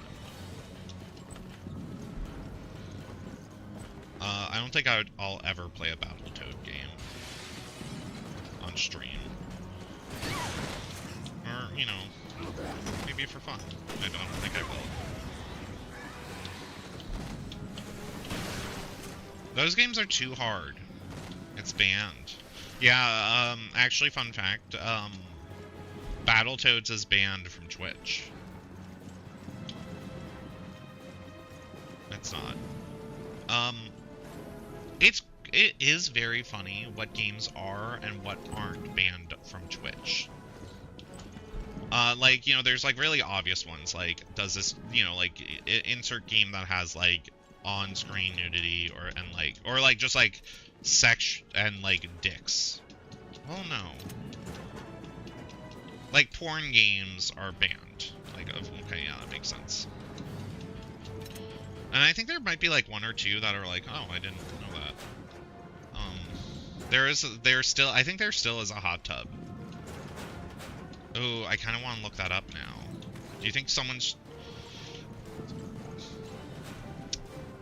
when I stop streaming, should I raid a hot tub channel? So, what do you think about that O'Brien guy? Don't alt tab. BSA Not alt tab, director? but thank you. Not my type. Please no. That's not what I meant. I think he's in the right. He needs to stand up to General Morgan. Yeah, I agree. I think being in the FBC distorts your moral compass. You sound just like him. Still, I wouldn't mind being on the right side of the fight. That was such a funny controversy at the time, when, like, all that shit was happening. Like, just, like, why? You know?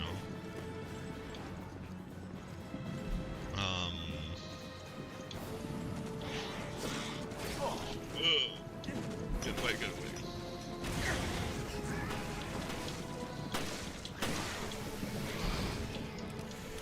It was like, this is the most important thing happening to streamers.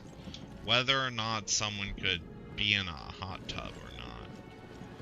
And, like, I think the thing that, like, it boils down to is, like, why the fuck would you want to, like, I get it. It's so crazy because we all know, like, we all know. It's one of those things that, like, no one is willing to admit about it. Like, about the purpose of a hot tub stream, why someone would watch a hot tub stream, like, why someone would want to do a hot tub stream. Like, we all fucking know the reason. But no one can say, because either one, A, you're gonna accidentally, like, look like a dumbass or like a piece of shit because you do something, you say, like, the wrong thing. Or like, two, I don't know, just, The elevator's on the 6th floor. Hurry. but it was such a stupid controversy. But also, like, the idea, like, setting up my own stream, like, you know, there's a lot of back end just to get, like, shit to work sometimes. I can't imagine fucking doing that and also having to worry about a large, hot body of, not a large, but, like, a hot body of water I have to deal with. Like, do I just bring my controller fucking in the hot tub? Like, what, huh? Like, what would I do?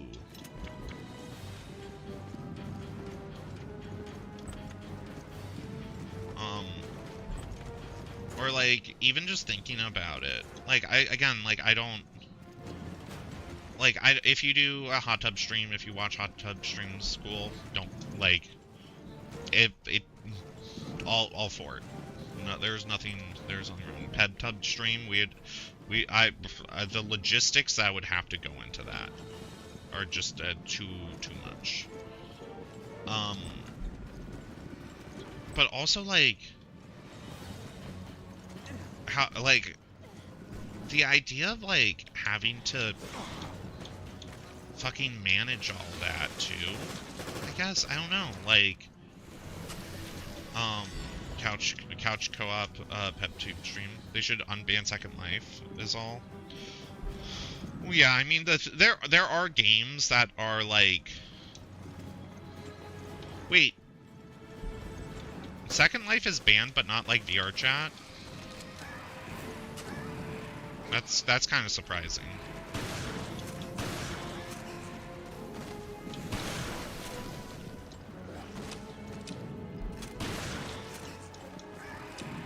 Like, I haven't done it, but I'm pretty sure you could do, like, sexual stuff on VR chat now.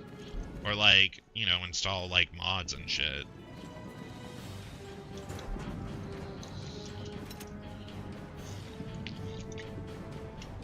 Or, like, anything you could do sexual on Second Life, you could probably do in VR chat, and VR chat is not banned. Like, obviously, if you play VR chat, like, you know, you would not do, if you stream VR chat, you would ideally not, like, do that. Oh, they let you do it now? Okay, yeah. That makes sense.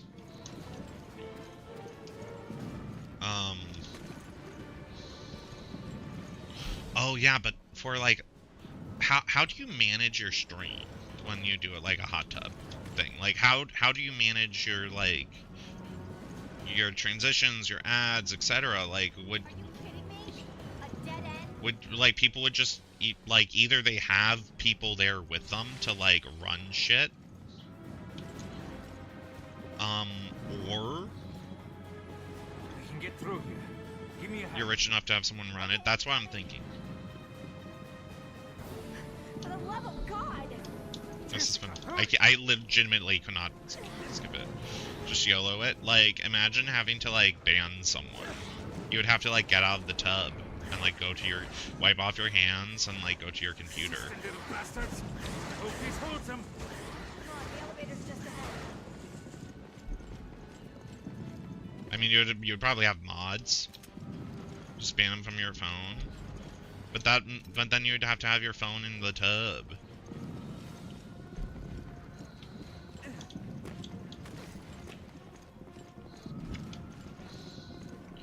And I think we're missing, like, I think the most stressful and dangerous part of a hot tub stream that people don't consider. What if your hot tub is a time machine? And you didn't know. Then you would go in wanting to stream, and then next thing you know, you're in a different era. How else are the tubbers gonna feel the clout they're experiencing? Would they be tubbers or tubers? Well, they can't be tubers because that's like VTuber. I think they're here for you. It's because you're a flirt. Sorry, I don't date cannibal monsters. You'd time travel back to the moment before where it would have been noticeable. Damn.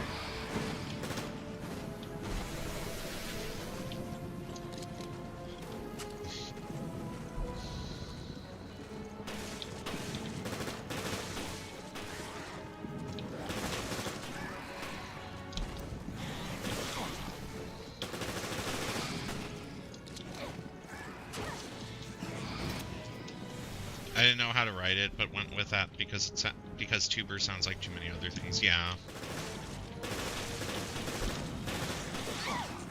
Well, tubber still carries the tub sound. That is true. No, I got your thought process there.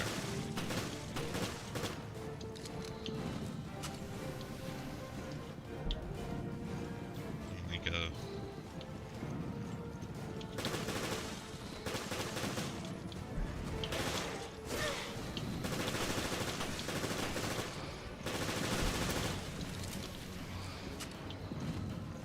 Like a fucking turret.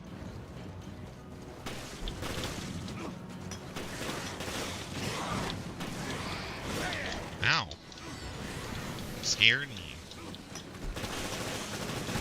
I'm still shocked that of all the enemies at times.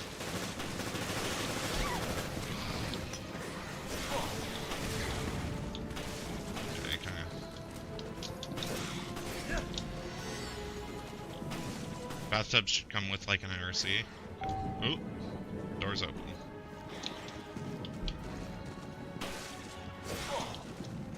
I'm just running for it.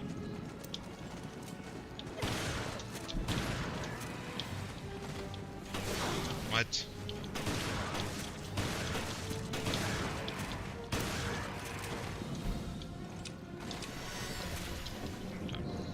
I didn't mean to use my help there.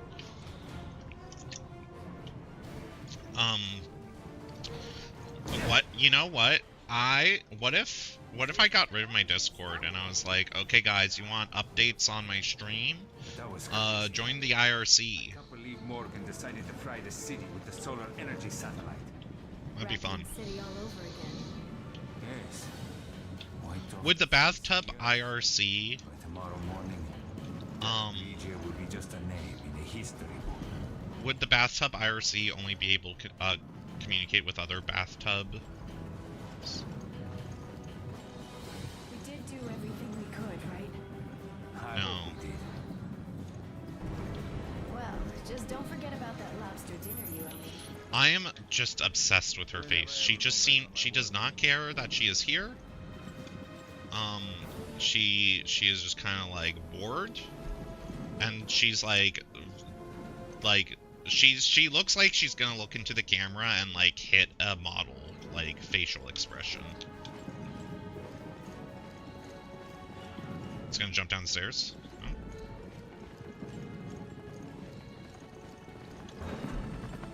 Get the ladder, we gotta go! Okay, ladies first. Yeah, that's why I'm first.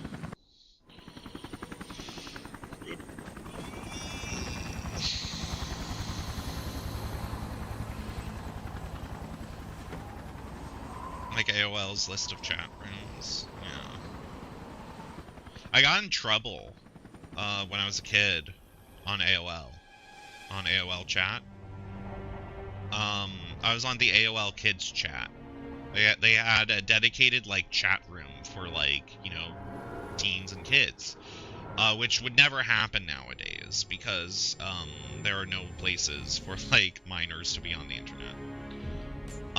This was like the fucking early 2000s, the 90s. Like people, and like there were moderators and stuff, and like, you know, it's not profitable. Yeah, keep children safe by keeping them in their own spaces. Yeah, you need to get rid of the children, the you know, places for children, so then they end up winding up on places that they could show them ads and make ad revenue off of them. But yeah, on like the AOC chat room,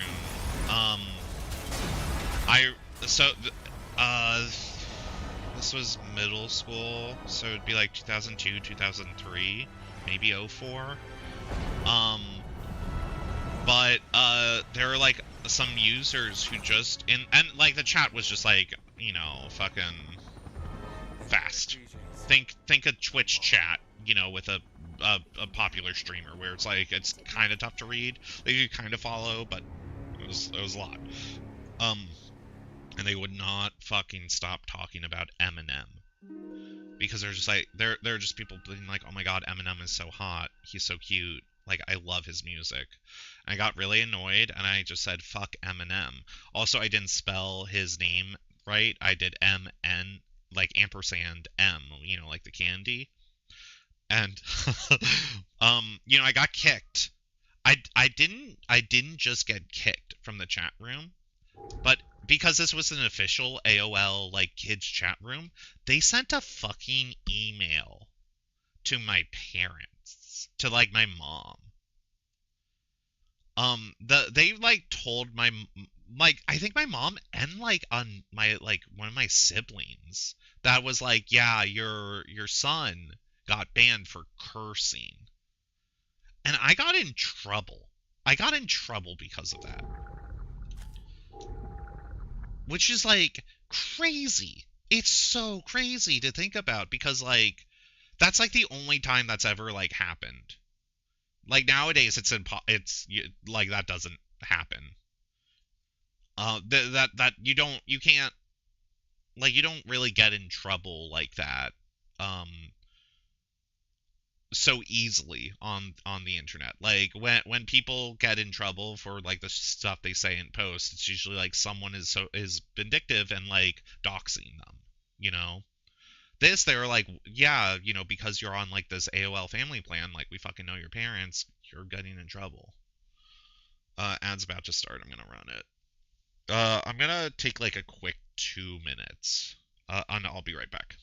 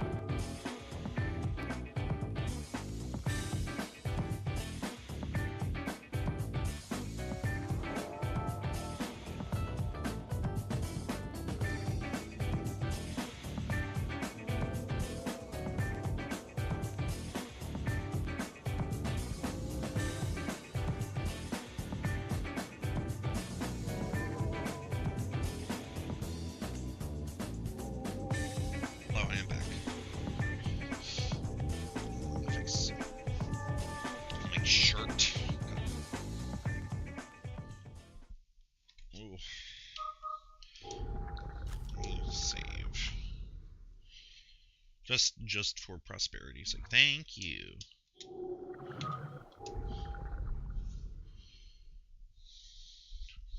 Please, just... This guy is crazy. That's you, isn't it? Raymond. Everyone loves him, apparently. BSAA. A little too late. What is the FBC doing here? Answer me, Raymond. I don't have to answer anything. You have no authority over this. There's no time to fight. We've got to... Give it a rest. I don't even know why you're here or who you're fighting. You could just shoot him. Raymond, stop right there. Nothing will change unless you get your hands dirty. Conan O'Brien. Yeah, I did mention he looked like Conan and, So the FBC is on this he looked like Conan and, a little bit of Carrot Top. Without any intel. We need to search this ship for answers. Not that I relish the idea.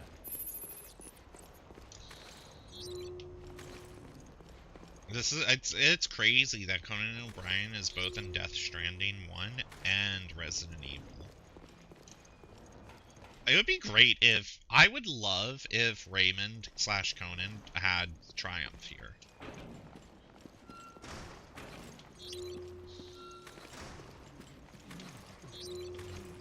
I hear something. Oh.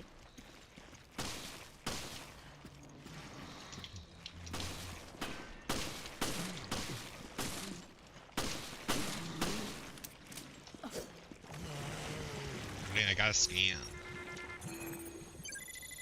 No. My scan points are going down. Am I scanning too much? I hope not. Okay. They don't have that key. I could probably go through there. What's straight ahead? Okay. Elevator. It's not working. This is a game about not working elevators.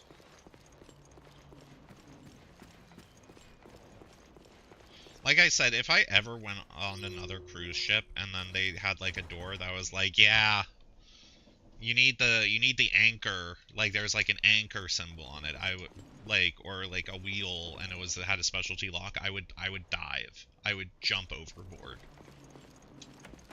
I am not staying on a Resident Evil ass, you know, boat.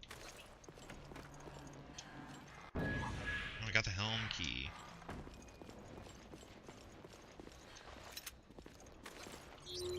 No secret items? Okay. Ooh. How do I switch? Oh, up and down.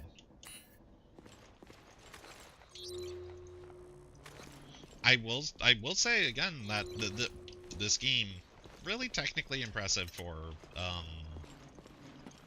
3DS. I mean, like, of course it didn't look like this, but still.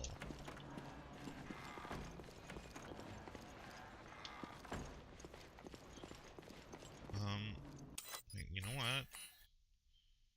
Okay, I have a home key there. One on upper cabins. And the cafeteria. Let's do the bridge, I guess, and then we could backtrack.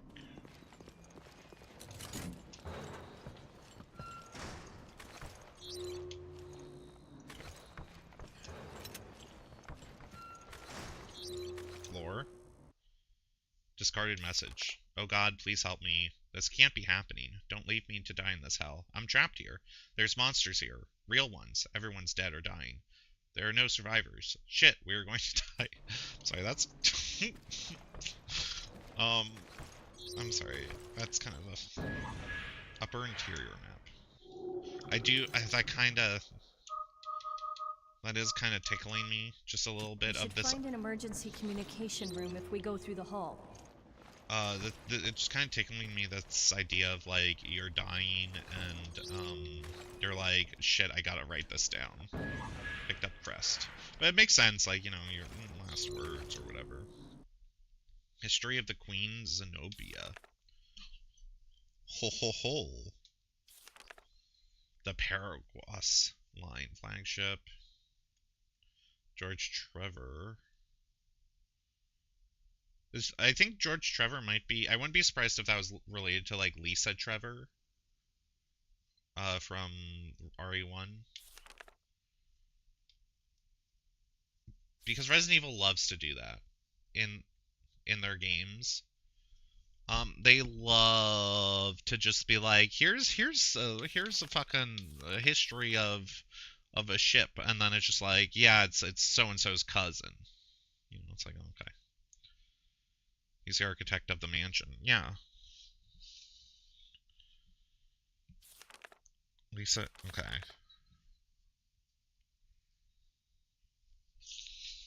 Beauty of the Atlantic.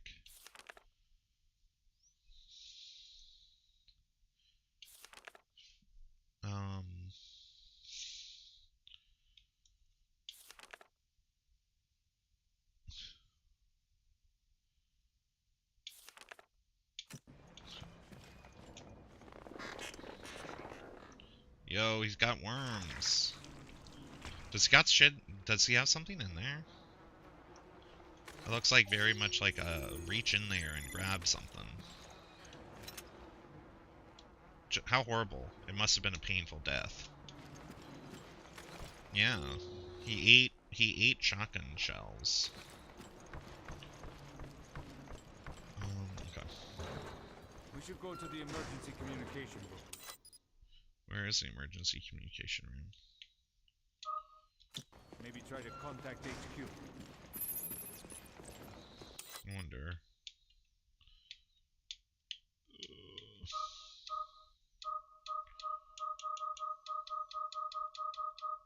Casino?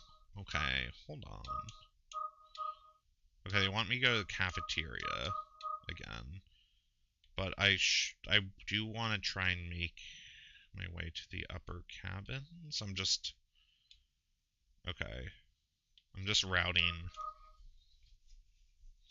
routing my way through here. Lower cabin. I don't think I have any upgrades.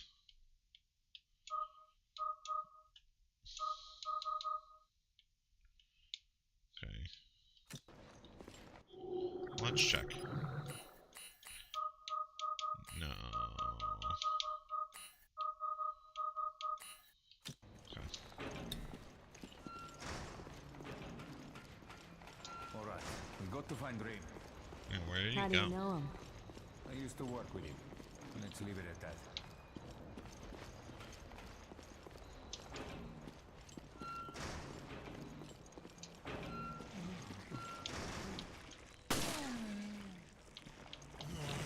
Huh. What do you mean, target not found? Go. I feel like I'm going crazy every time I check these lockers because I don't know if items get restocked or not. Or like, you know, depending on like the chapter.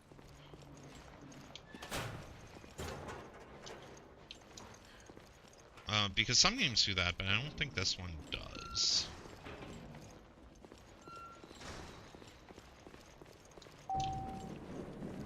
Okay. Lower cabins.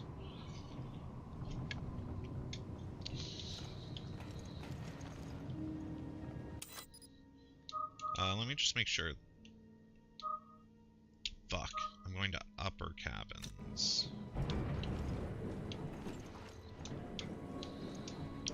I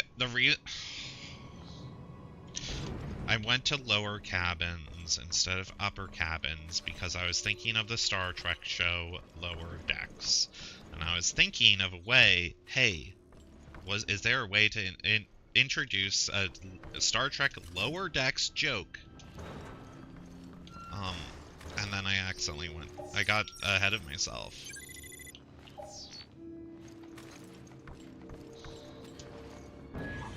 Whoa, illegal custom parts. Uh-oh. Note found in room 303. What the hell is going on? Monsters are crawling all over the ship. They're tearing it to pieces. Never seen monsters like this. Their movements are stiff. Stilted, but it's all over if they get a hold of you. Those piece of shit monsters ate my friend Hassan. Bastards. Used my gun to frighten them off, giving me time to get the hell out of there. The bullet went straight through its arm, thank God. These monsters have bones like an old woman. There's nowhere left to run now. Damn monster twisted my leg. Good. Hell, I've run out of ammo too. God only knows how I'm going to survive this.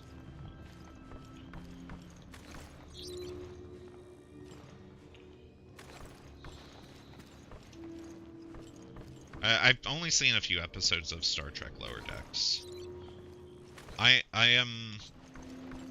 guess I'm a Star Trek. I don't know if I'm a Star Trek hater. I don't think I'm a hater of Star Trek. I just don't like Star Trek.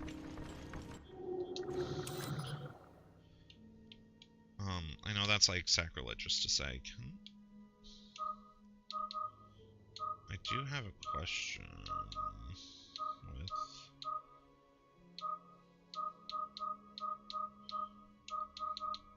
I do want to check out that there's just that door that can be opened. I want to see what that's about. And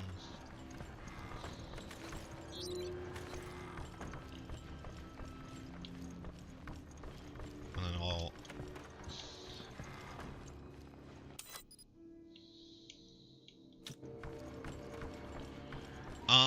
I've tried. The thing is I have tried Star Trek multiple times. Like, tried to watch it.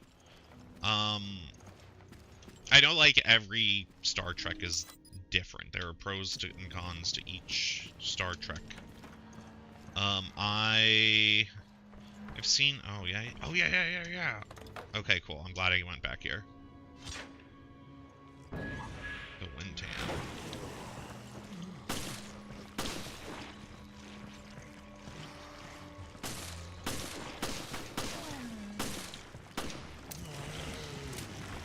Can I get the crest back? I've seen some, the next gen.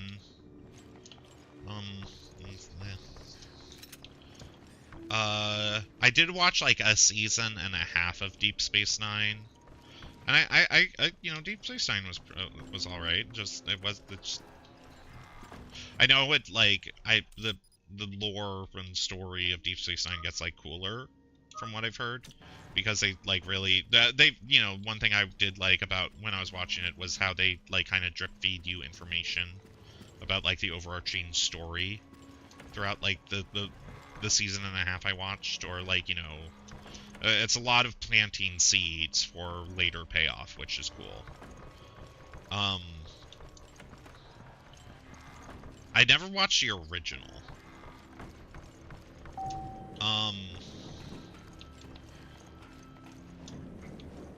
And then the one thing about Star Trek that like I did watch a little bit of Picard, and the only thing I remember about the Star Trek Picard, and I feel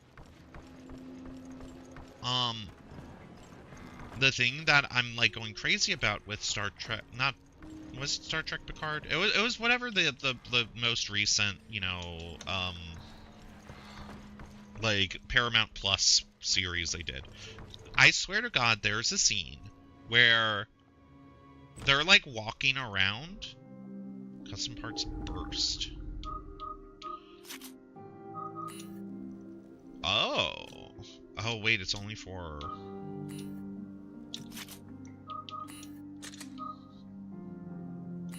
Okay. Yeah, let's do fire rate for that.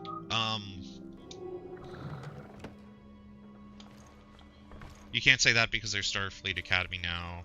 No, I think it was Star Trek Picard. The one with Picard in it. Like it was the modern day sequel. Did you ever collect? No, I didn't collect the junk. It was like whatever modern day sequel, but there's a scene where Old Man Picard is like in like kind of a town, and I swear, and like I think there's like a hostage situation or something, but how I remember the scene is just like they're kind of standing there, and people like teleport. People like teleport down. They like hold someone hostage, and then they just like shoot, like they just like fucking headshot them, and then like peace out. And like that's all I remember. And I've tried to look for the scene again, and like it doesn't exist. I just remember like this like really weird like just this really weird and like really violent scene. And I don't know if I just am misremembering it or what, or like why I thought about it like that, but I don't know, it's been bugging me. I don't hate the weapon upgrade system in this game. It's like not great, but it's interesting. Oh, I don't like that. I do not like that at all.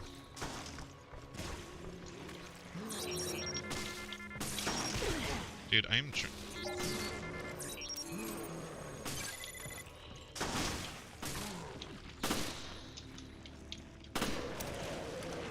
I've heard a lot of criticism of Picard specifically because the Star Trek fans I know feel like it's a good example of the loss of vision. Yeah. Hey, that wasn't there before. Interesting. So sometimes they have new items, sometimes they don't. I did see the movies.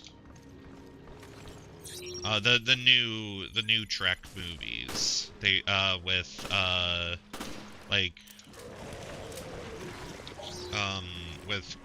Chris Pine in them. They were alright. It's funny, the one that everyone loves the most is like the one I don't remember, is the one I remember the least about. I saw that was the third one, and I saw that one, I think it was the third one. Yeah, I saw that one on a date with someone. I don't really remember the movie. The date wasn't bad. It wasn't a bad date, but it didn't go anywhere.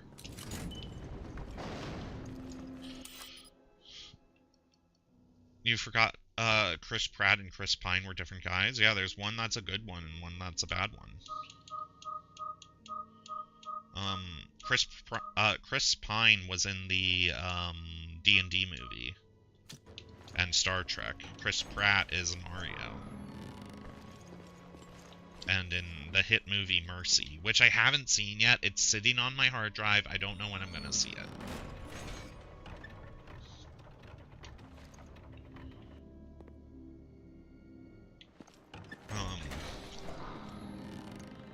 You like the huge Grant character in that D&D movie? I like that D&D movie. It was good. It was funny. You know, the thing about the... This is what I call a cruise ship. It's like an opera house in here. Honestly, yeah, this does feel very, like, cruise ship-y. I like the D&D movie, even though I will say, like, one strike against it is very, like, kind of modern D&D. I love D&D and stuff, but I do also was absolutely have like a weird bias on it because I had in one campaign I had a very old school DM, a dungeon master who I played with, who was very critical about D&D 5e. He was so critical about it. Nice guy. He was great DM, but like he definitely, like, he had a lot of complaints about like 5e, and I've also heard complaints about D&D 5e on like kind of like the kind of games people play with it. Note left in the front of emergency communications room. This is the emergency communications room. No one gets in without my permission, and not without my key. If you want it, come find me at my usual spots on the promenade desk. There's a message scrawled underneath. This is crap. The ship is crawling with freaks and monsters. I'm going to promenade because at least I could find food there. Anyone who's still alive can meet me up there. You know where to find me. I'm not going out like that. I can promise you that. Hope I'm not the only survivor. Okay. Promenade deck is next to the hall. Let's go. Find the key. AKA letting the D&D 5e destroy the rest of, because people just homebrew entire systems instead of using a better system than D&D. I mean, yeah, that's a thing, but also, one thing with D&D, and, like, I love, I have very mixed opinions on this because, like, you know, it might sound like I'm critical, but I do also love it sometimes, of, you know, the kind of, in D&D where, like, you kind of break the D&D rules for cool sake, or, like, story or, like, purpose sake, for, like, fun, wacky stuff, which, like, on one hand, when it's good, is really fucking good. But I think, like, I think there is a level of, like, chaos and silliness that less is more, sometimes, you know? But I did like the D&D movie. It was very much a very silly thing. What's my character? I've played multiple. I've played multiple characters on D&D. And my character right now, Jill Valentine. I've played in D&D, in 5e at least. I have played. My first was a paladin. I think. I forgot what, he was like kind of the basic standard order. It also showed that you could convey the spirit of the game while remaining fully in the world. Yeah.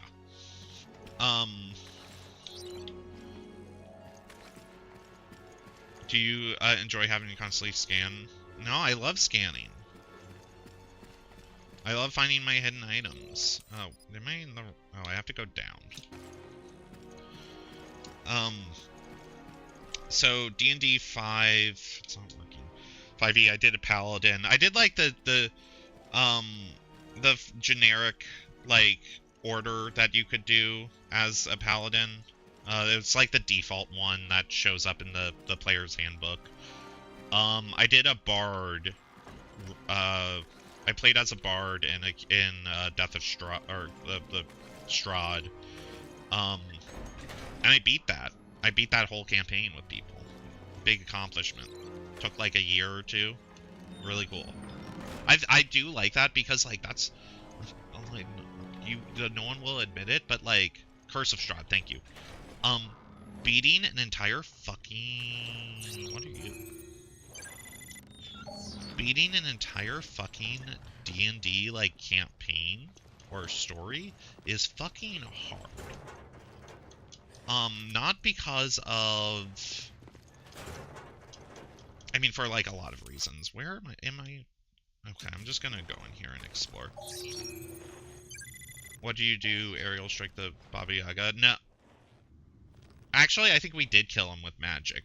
But we did, like, all of the side mission stuff first, before, like, we fought him. And we were, like, over-leveled when we killed him. So... it was a fun battle, and we were like, oh, when we killed him, because we were like, oh, we didn't expect we would kill him so easily.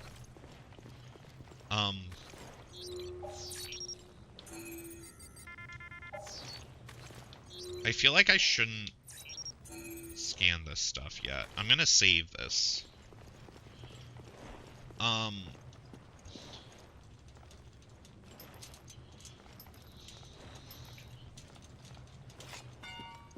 don't know where I'm going.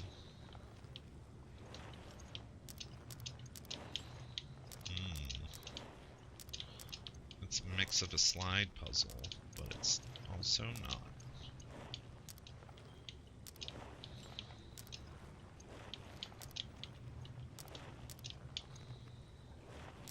Okay.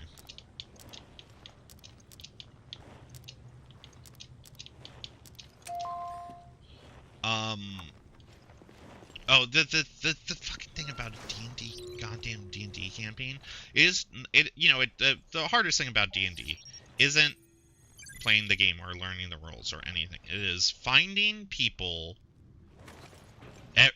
who have the time every week for like several hours to play.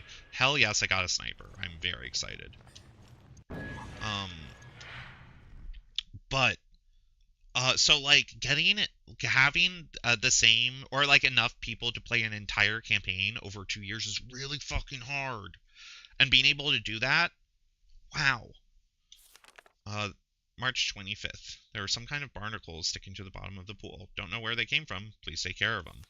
Barnacles are back again. Looks like they're all grouping together into a little colony. Maybe they're a new species. Might be fun to keep some as a pet.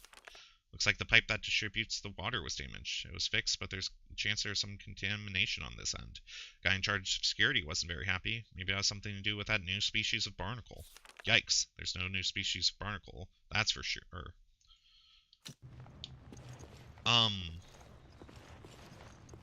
And one thing I will say about like homebrew D&D shit is like, well, I'll get into that because that's a bigger rant. But yeah, I did Bard, Paladin, and then I've also I just want to try how the Zoom this works. Bard, Paladin. I've done Barbarian once. That was cool. Barbarian was nice because, like, I'm not the best. I think I was human the first 2 times, and then I was half-orc. I'm not... The thing about D&D is, like, I like D&D, but... Well, one thing I like about D&D, more over, like, other kind of things, tabletop games, I'm not good at the role-playing parts of D&D and stuff, but D&D at its core is a combat system. Like, that is a big focus of D&D, which, you know, funny because a lot of people play D&D, you know, wanting to do these homebrews and focuses on RPG, on like the role-playing aspects, but like D&D is really like about the combat, like, and so that's what I liked, is like I kind of liked the combat and building my character around like stuff like that. And then I would be like put in a situation where I'd have to roleplay, and I'm not good at it. I'm so bad.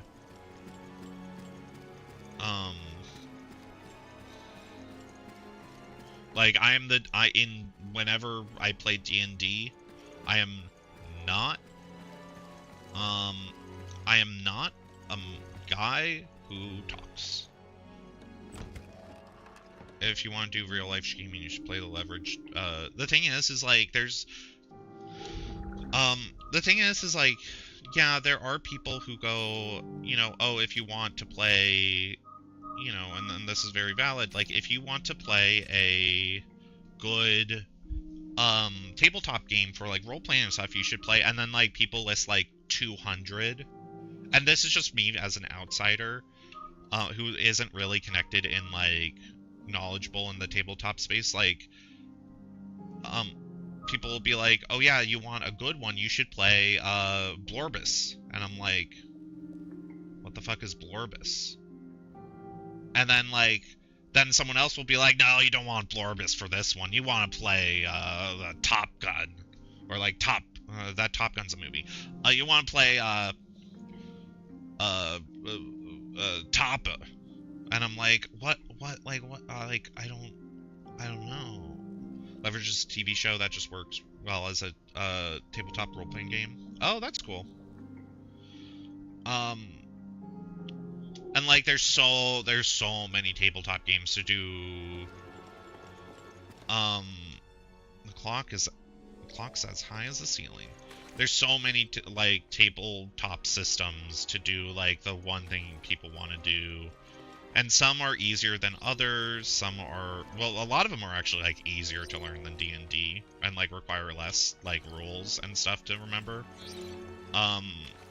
Though here's a thing about, like, D&D and tabletop games. I like the dice rolls. I like rolling the dice to determine, like, how I do. That's just me. I like that, like... Maybe it's like a gambling thing. I don't know. Just that like risk reward of like having the perfect plan just fall apart, or having, you want the most gambling coded. There should be one.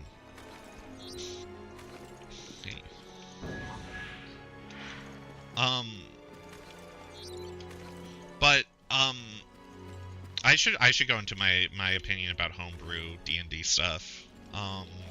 Because I have a strong opinion on that. I've done what's my favorite die? I'll get into that. It's, you know what? It's probably the fucking D20. It's just so here's the thing about the D20. Like, yeah, it's like the easy basic girl, basic bitch like pick. But it is so just universally useful. It is just easy to use. It is like a good amount of numbers. You could like really use it for like so many different scenarios. It's the largest platonic. I like calling that. I like 220s on 2d20 is 1 in 400. Did you know if you roll 4d20, you could get 69?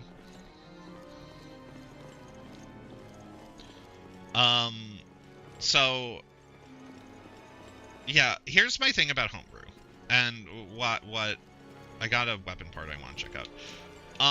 I don't really like homebrew or like homebrew stories or games in D&D. Because, and this is long magazine. Why is it so long? And the reason is ups capacity. Okay, I might do that on pistol. I did one Pathfinder campaign with a very pretty good you know, game master. Who had this like huge fucking world that was always changing, always evolving, shit was always going on. Awesome, good for you. Like, I love that. And like we're just like this big in that world. One thing I liked about the Curse of Strahd campaign is there was like a narrative end. You know, like I with like the Pathfinder one, it just felt like it was going on like forever. And like I remember we finished like an arc or whatever, and then it was like, oh, there's more. And I realized like the thing with D&D is I love D&D, but they're like when you're doing like sacrificing like 4 hours each week started to like kind of make me, you know, fucking burnt out. And then finding out like there isn't a definitive end to that is just like, oh, that sucks. A game I played that was most homebrewed led to the DM wrecking his own campaign because he made a set of rules that meant that the deck of many things straight up becomes a world-ending threat simply because simply being near people. That's weird.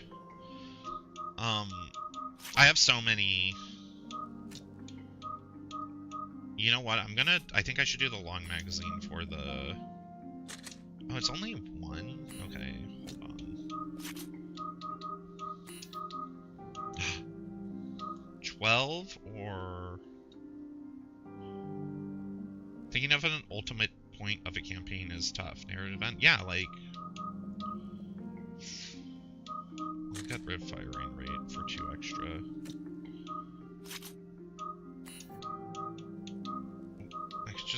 That's really. I do love the idea. Oh, okay, fine. We're gonna be fucking.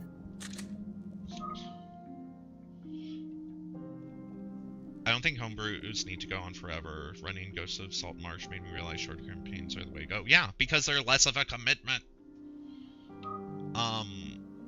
He made it so that you had to roll escalating wisdom throws. Oh, that's annoying. I have a very, very infamous story of D&D, of the worst of even shorter campaigns on most of the official stuff. Damn. I mean, because yeah, the thing is like when people here's the thing about D&D and stuff like that. Everyone wants to say like, oh, I want to play D&D. It seems so much fun. Or at least they did, like, especially, like, you know, 5, 8 years ago. And then, but here's the thing, and you would say, like, yeah, come join the game. You know what you never tell people? Because they'll drop? Yeah, come join my game. This will take maybe a few years. like, of weekly dedication. Like, no thanks. Sorry. I mean, like, that just, like, I would do it. I like D&D. But, like, the average person is not going to fucking commit to that.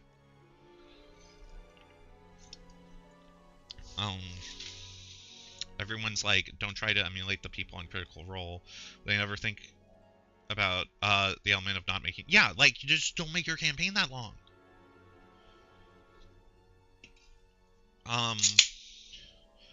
And, like, the other thing is, like, people will drop as well. Which is another thing about homebrew stuff.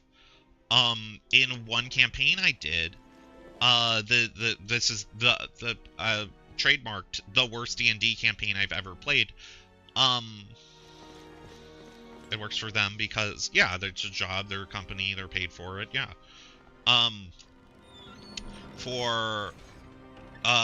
In this one, we were doing Tomb of Annihilation. Don't play Tomb of Annihilation. It sucks. But in this Tomb of Annihilation, it's so bad. Here's the reason.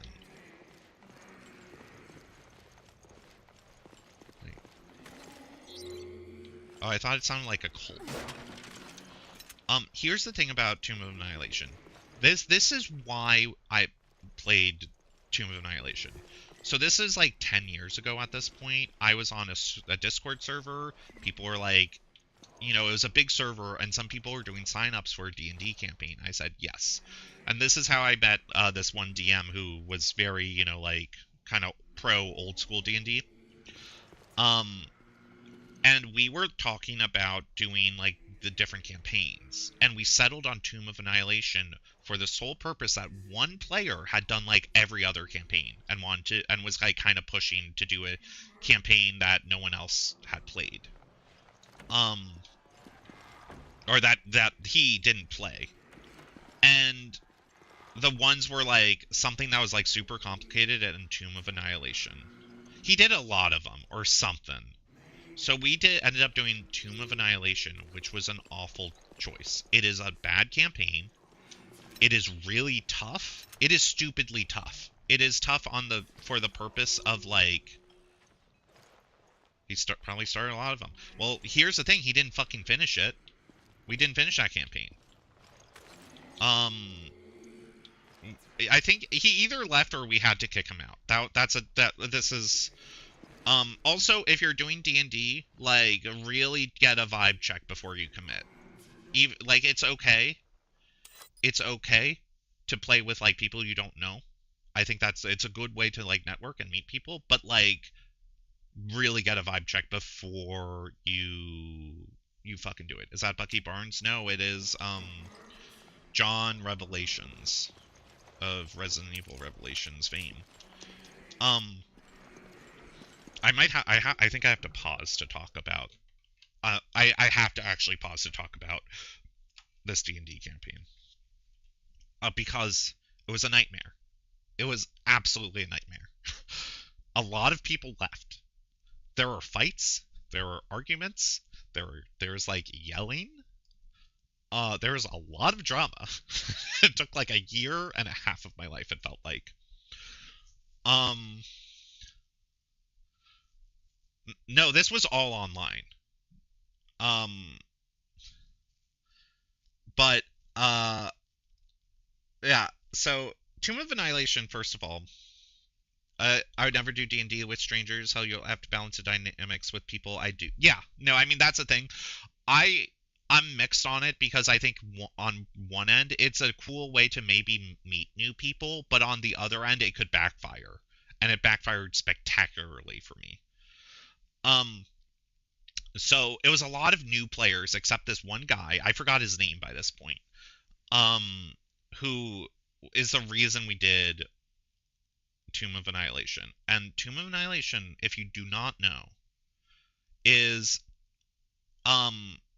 okay, so one thing about D&D, of 5e, one thing about D&D that's very big for 5e, and something that my DM did complain a lot about. It is very hard to like permanently die in D&D now, because you get like revive spells super early on now, and like you could just do it like that. So like if you get downed and then you die, like you could come back. Tomb of Annihilation, the gimmick of it is on this like island or this area of Chult. If you die, if you go like if you're down and out, you're dead because of there's an item in like the Tomb of Annihilation that you have to destroy that's like causing like the death curse. And Tomb of Annihilation, by the way, is like very masochistic of a campaign. I didn't even get to the baby. I don't even know who the baby is. It is a big open map with a lot of like camping and rolling. There's zombie T-Rexes that are very tough to kill. And there's a lot of really stupid, easy ways to die. Like, it is crazy.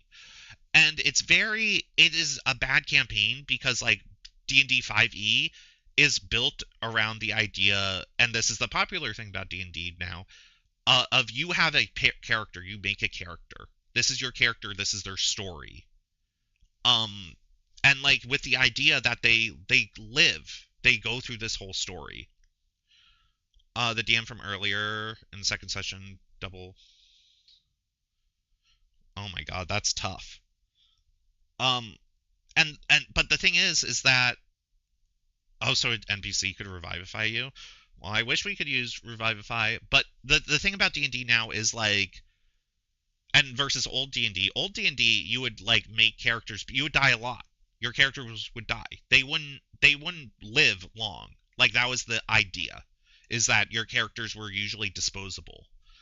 And not so much in D&D now. Like D&D now, your character usually like lives to level 20, and then they fucking become like God.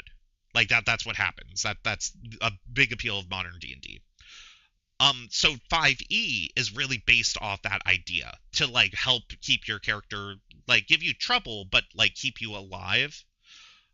Tomb of Annihilation, it goes in with a mindset of old school D&D to like kill you super fast. So you're constantly making new characters and stuff. So there's a lot of really stupid ways you just fucking bite it.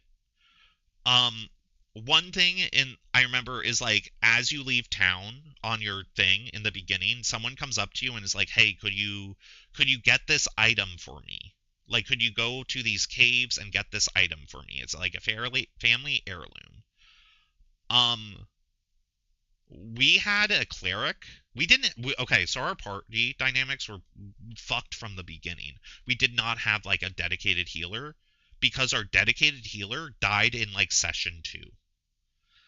Like an insta kill. And it was an NPC. So what happened is that there's already drama because the guy who, I became the dedicated healer. I was a paladin. The guy who was the guy who we ended up having to like kind of kick out, this is the shit he would do. And I can't alt tab because I think I had like a screenshot from this campaign of like how bad it got, of the one night that is scarred in my head. No, I don't. Should I try alt tabbing to open up Paint to like show this diagram? I think I have to. We're gonna risk it for this story. Trust me, it is worth it. That is a good idea, but I did already just tab.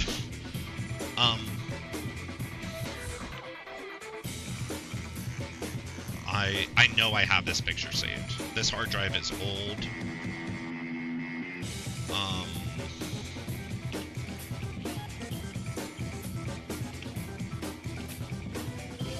my god. No way.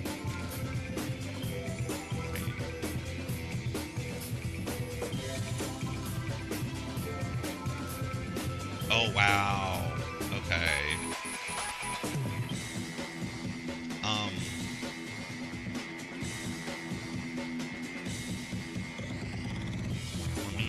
Okay, so...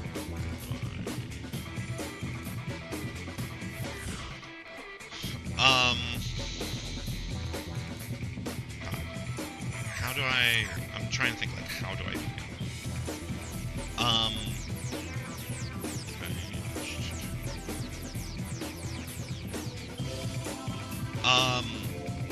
So the guy who made us play this, issue number 1. This is warning number 1. He, at one point, started to try to play other players' characters, or, like, tell other players what to do. It says, be right back, I know. I'm looking for a photo.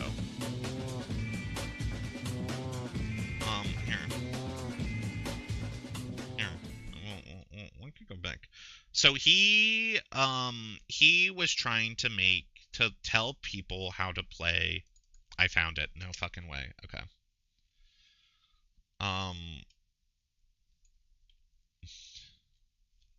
Let me open this up in Paint or something.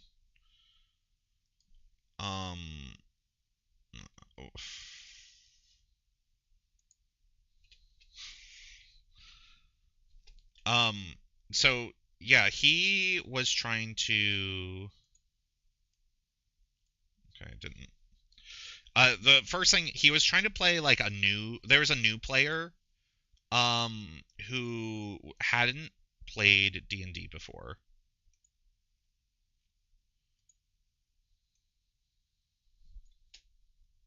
What? What? Why can't I window capture MS Paint?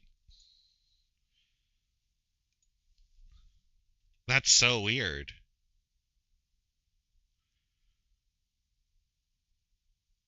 Okay, let me try it in a different application.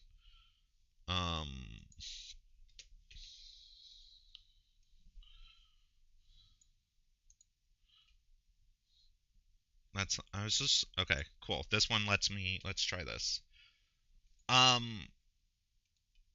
So that was like, okay, cool. That was issue number 1. And we'll get into this. We'll get into this very soon. So that was issue number 1. He was already starting to rub people the wrong way because he was doing that. And, like, I think at one point he even said to the about the new player, he was like, oh, are they, like, he suggested that they had something, like a mental thing for why they were so bad at the game when they just hadn't played D&D before. Crazy. So this is like day 2 or like session 2 or 3. We're on this side quest to like get this family heirloom, and there's a ladder up this massive cliff, and the guy, he, before anyone does anything, he takes off. He just runs up the ladder. And in doing so, he rolls low enough that he damages the ladder a little bit. And so everyone else does their rolls and it's fine, except the cleric, our NPC cleric, who didn't roll high enough, slipped, fell, and instantly died because they fell from like 30 or 40 feet. And like damage scaling on height is really insane. It is really crazy high. So it was just an instant death.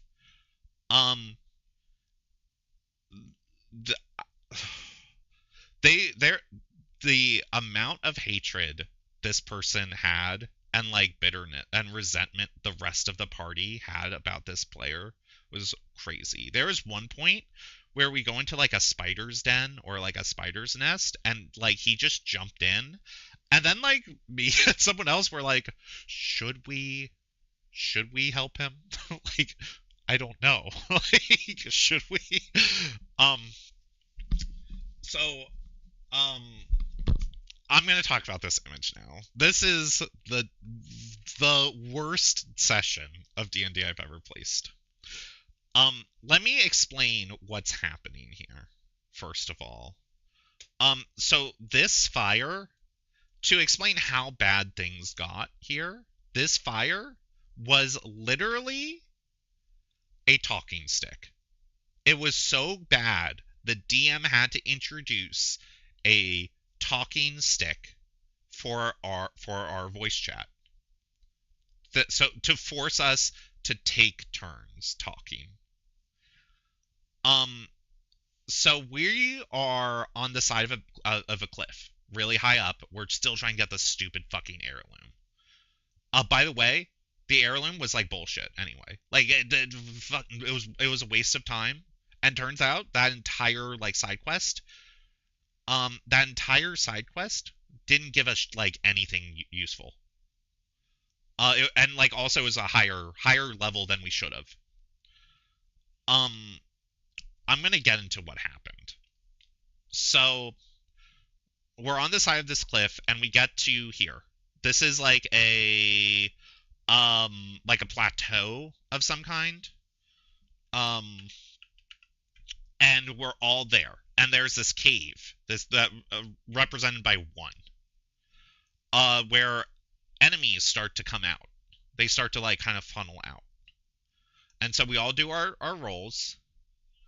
And just to say, you know, each block is a five is a space. So this is the entrance of the cave. A little bit forward, and then there's like a side thing here where like the enemies were coming through like these directions. Or I think this was just like a little alcove. So this guy who's in number 2, and it is not lost on me that his profile picture for Roll20 is some like anime twink, but he the thing he does here left everyone speechless. Because like again of all the bullshit he's been doing. This is what made us speechless. He goes to spot 2. He gets the first roll. He has first in initiative. This guy who's in 3, he's like over here, and he wants to move to 3. And he starts to move there. Guy in number 2 says, no. He announces, no, I am blocking the way. I push him back.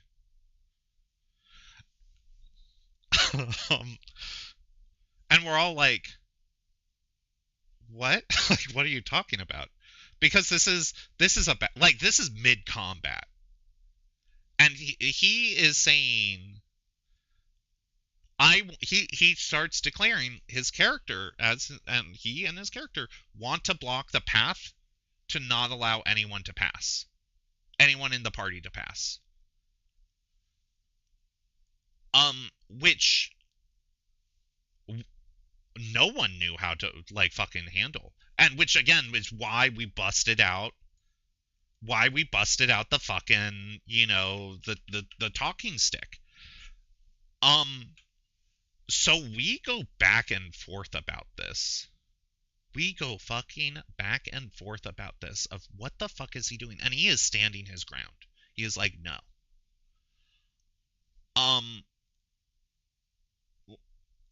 Again, to this day, don't really know why or what he was trying to accomplish here. I think maybe he was so deep in it that he was like so into the role-playing idea of his character being this like hero type guy who, you know, like will fall on the sword. I don't know, but like what it ended up being is just this like really baffling moment. We had to go into the player's handbook and the dungeon master handbook about this. We had to do like some serious research, because this is like D&D. The crazy thing about D&D is like there's rules for like and situations for like fucking everything, but this is one of those ones that like no, like we just like it's really tough to find.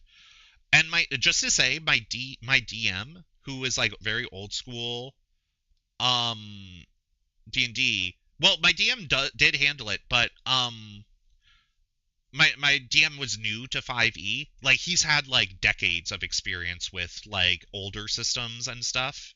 And like for all of us except this one guy, this was like our first time playing 5e. It came down to the decision, like after like 30 to 45 minutes, that if this guy wanted to block the path of the party, he would have to declare himself as like an enemy of the party or like have PvP on. Like he could, but in doing so, he would open himself to players being able to attack him in combat. Like if we wanted to get through, we would have to cut him down. And when I tell you, all of us fucking started drooling at the mouth over that idea. We didn't say it, but we were begging. We were begging he would do it. That's how toxic it was. We were begging to kill him. Oh my god, it was crazy. Needless to say, once he found out that like he would, in order to keep us blocked off, he would have to fight us. He said he backed down. And you know, we did the battle fine. And we continued on. He didn't end up really like I forgot. I don't think he either got kicked off. Okay, so it was the party versus this guy in spirit, and then this incident made it desirable to actually do it. Yeah, like he did it. I don't think we ended up. We didn't. I don't know if he got kicked out. I think he did. There was a lot of quitters throughout the game. And he might have just been one of them. I'm actually gonna run an ad and then I'll get through, because there's a ton more drama with this fucking campaign. There's a lot more. A lot. But ad time. Don't go to Chult. Don't.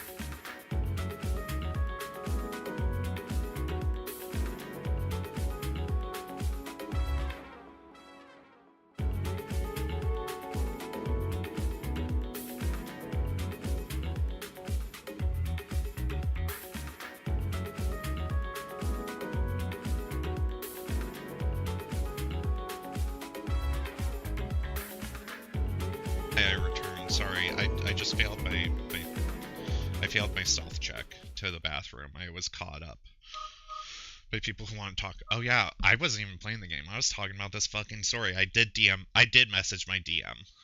Thank you. Oh my god. So what happened? You know what? I could probably play and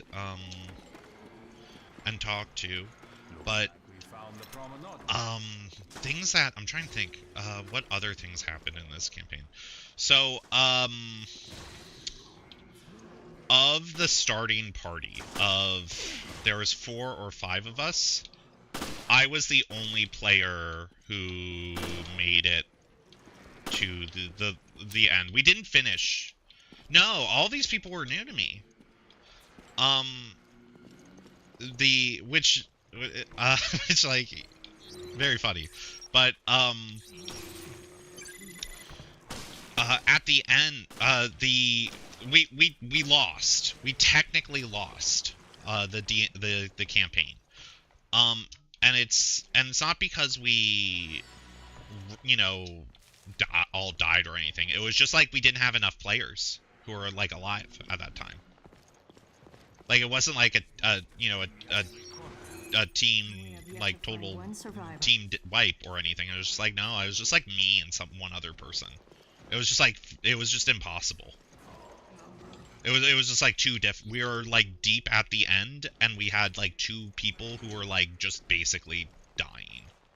Yeah, it was just like, you know, it's like when you're playing a video game and you get to like the boss, but you used up too many potions on your current save, and so it's just like you can't. Like you would have to play like perfectly, and in D&D there's too many variables to do that. Like you can't control that without like the DM like doing that. Your character's a shopkeeper now? No, we're in the fucking Tomb of Annihilation. He's a skeleton. Or worse, probably worse. In the Tomb of Annihilation, there's a mechanic, like in the actual tomb, where like if you rest for any period, there's a series of like enemies that have very high, like, you know, armor.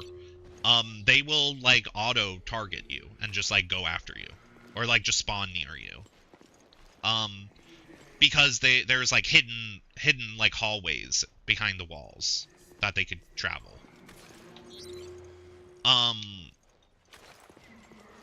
And also because it's a dungeon, you know, there's like no health. No, you don't. This is fucking Chult, dude. You think we got Tiny Hut? No. I would love Tiny Hut. Even if we had Tiny Hut, they could probably destroy it.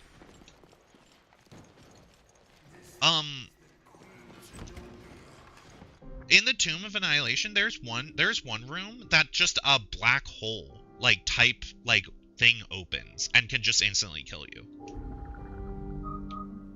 Oh wait, let's... The Sphere of Annihilation. I mean, it's fucking...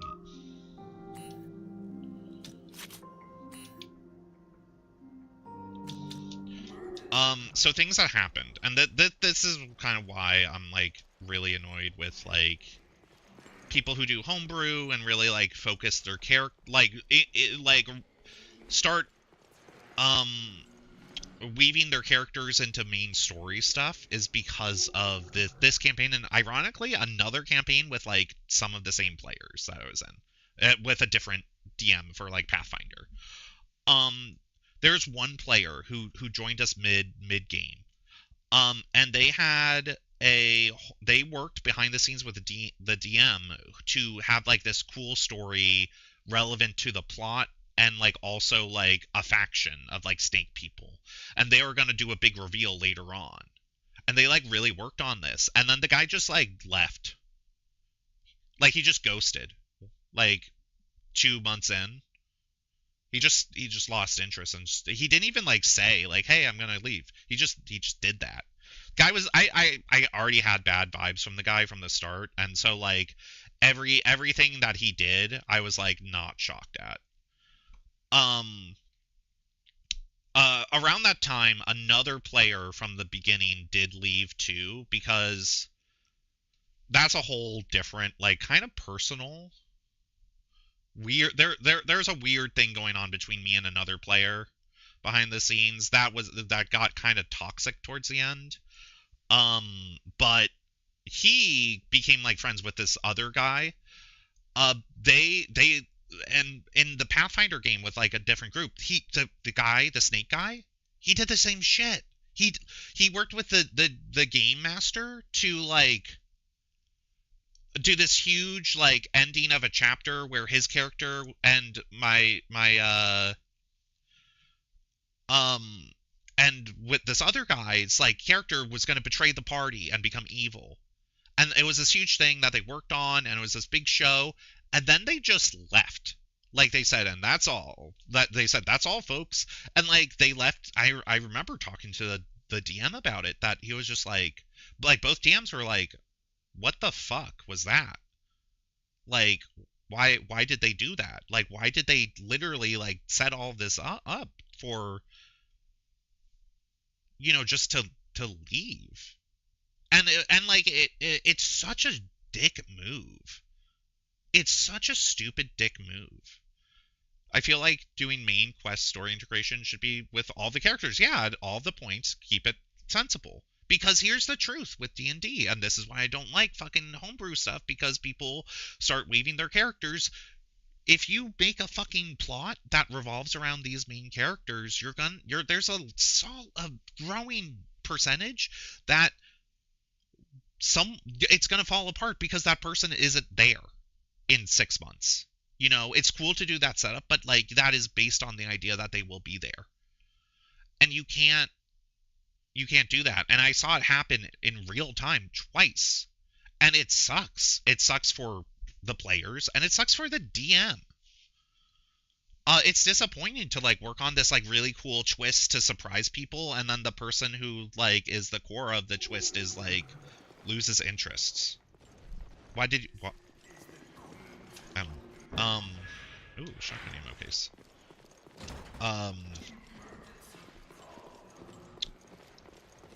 Yeah, it was crazy. Other things that happened. I'll get into Pathfinder versus D&D. Yeah, it shouldn't be major storytelling. It could be minor. But I'm kind of in the belief that like characters should be ready to be replaceable. Unless if it's like, back to like Critical Role, like a part of your job, like where you have to, it is your job to not, to like show up. Because if it is not there, it's gonna fuck everything up. Like imagine if in fucking Star Wars Empire Strikes Back, like they do all this stuff, and then the guy playing Darth Vader is like, yeah, I'm not coming back for the third one, for like Return of the Jedi. And then they just have to be like, oh, we have to shoot this thing around him not being there. It's like, what? Like, you don't do that. But they didn't, because it's their job. But like the Knights of Ren, I don't remember them, but probably.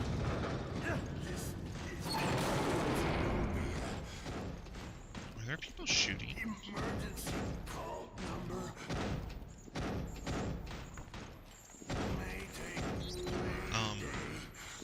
Oh, I think he's transforming into a monster.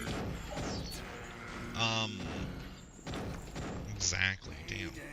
But, highly This is the Queen Zenobia. emergency I guess you have to have friends who like playing the game. I mean, like, they did like playing the game. They just, like, it was very bizarre behavior, first of all, with those two people that, for, like, I've never seen it, really. I mean, granted, like, if I met those people in real life, in, like, normal situations, I wouldn't, like, hang out with them. Like, just, not, like, in a mean way, just, like, from straight off the bat, like, you know, it's that kind of vibe check when you first meet someone of, like, in your head, you kind of go, oh, like, where do we, you know, meld? Like, how do we match? And, you know, sometimes there are exceptions to that, but, like, it was pretty, you know, it was pretty obvious early on, but, I was like, you know, I was like, we don't, you know, do we mesh at all? I'm not sure. Because I don't really think, you know, as someone who streams, there is that line of, like, streamer versus viewer that, like, I'll be very friendly and casual, but, like, there will be times where I will have to, like, draw a line. So it is a little bit different for me in that case. Nothing against you. You're very nice. Emergency call number. Well, I like you. Thank you. I meant, like, you were trying to figure out if we mesh at all. Oh, okay. When are we gonna play D&D together? I have a DM who's been begging me to play D&D, and it is that DM. He is a good DM, I will say. But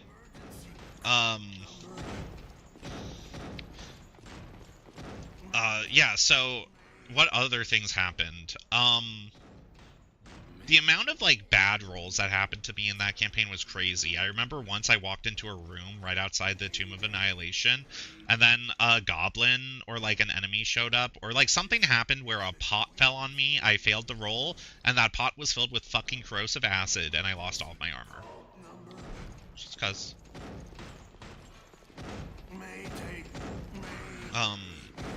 That was the shit that, like, would happen in the game. There's an eerie voice. What?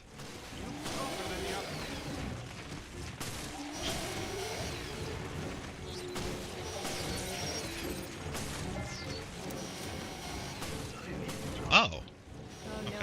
I think this creature might be the comms officer. We're all good. What?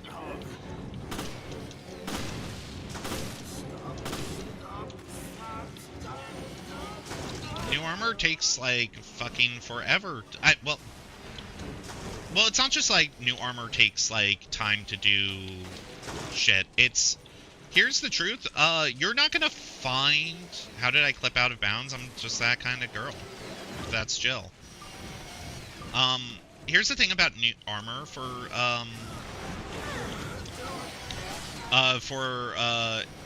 Tomb of Annihilation and stuff.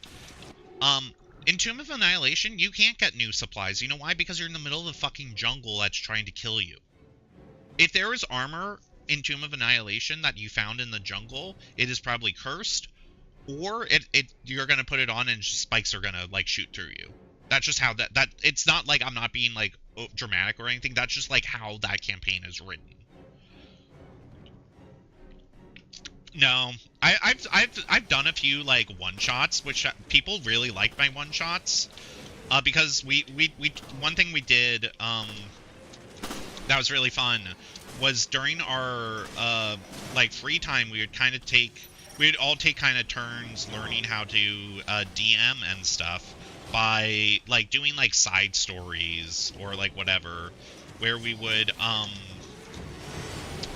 where you know, just, like, beach episode type shit. And it was fun.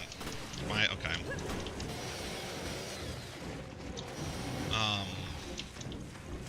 But I can't do a whole campaign. Because at the end of the day, I hate doing character work. I hate doing that improv. I don't do voices. It's just, like, I'm just not good at it. The sequence is, like, so bad. It's fine. I just run around and snipe.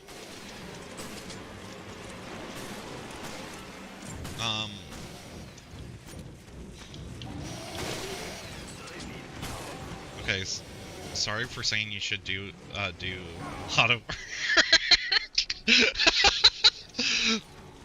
See, if I have to work on something, no thanks. Effort, not here.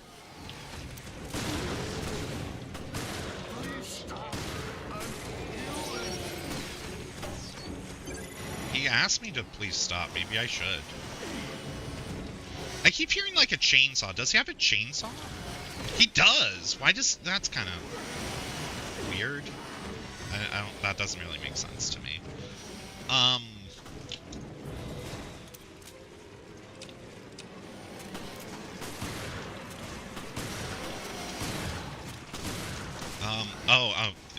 You would be surprised how low effort some of my streams can get in like actuality.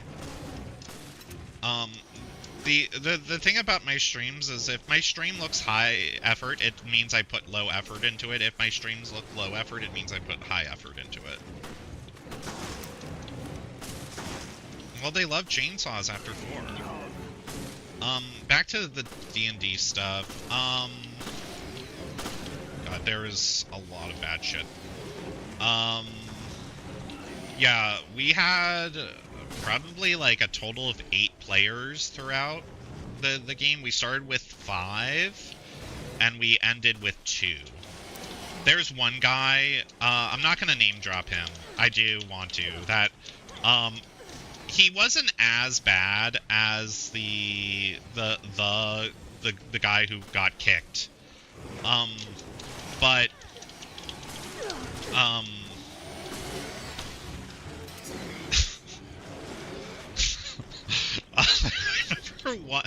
I remember like one day, I think we literally like had to like talk him down like off the edge. Not in game, I mean in like real life or something. Or like I yelled at him, I barked at him because he kept making like jokes about that in like really bad taste.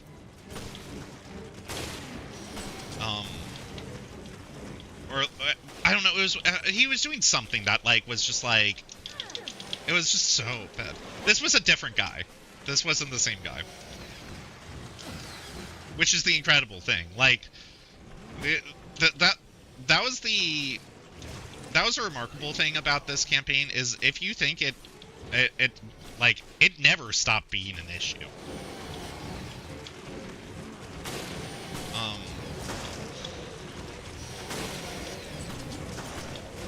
The other guy was just like, he did a lot of stupid stuff. I should probably be scanning these guys.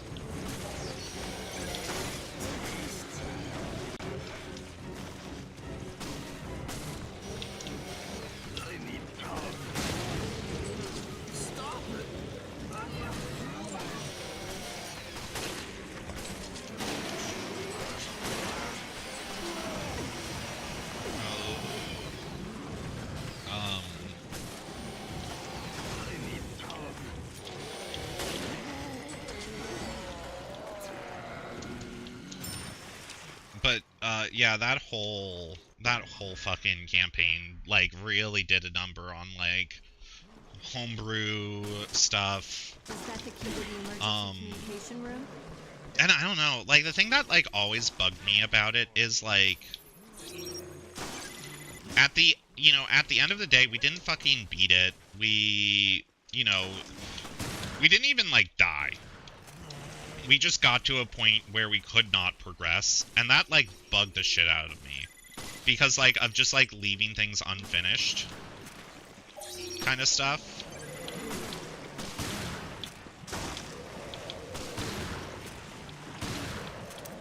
Like, I hate that.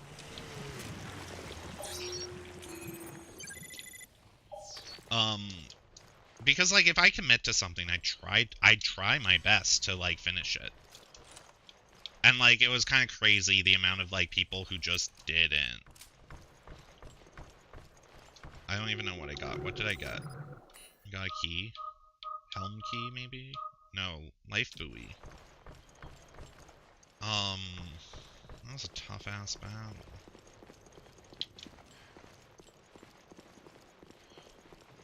What else happened in that campaign?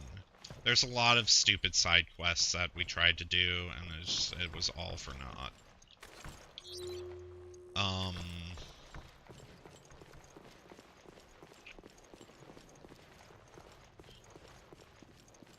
Oh, the second guy who we had to, constantly, like, who just was not good too. Not the first guy. I remember kept, like, accidentally, well, no, I'm not gonna, never mind. That actually, like, I've thought about it. I was gonna, like, blame him for something, but actually, on second thought, he's actually not that guilty. There was a second guy. The second guy was the guy who, he was the one who constantly, like, I yelled at one of the sessions because of his bullshit. And, like, I don't know, I forgot exactly why, but, like, he kept doing and saying stuff over and over again, and it, like, really, like hit, like, struck a nerve.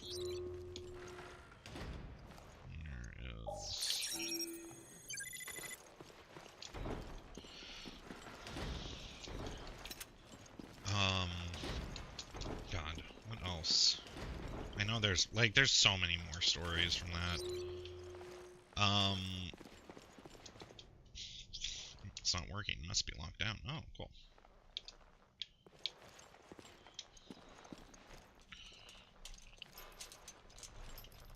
I think at the end of this chapter, I'm gonna wrap up because I need to...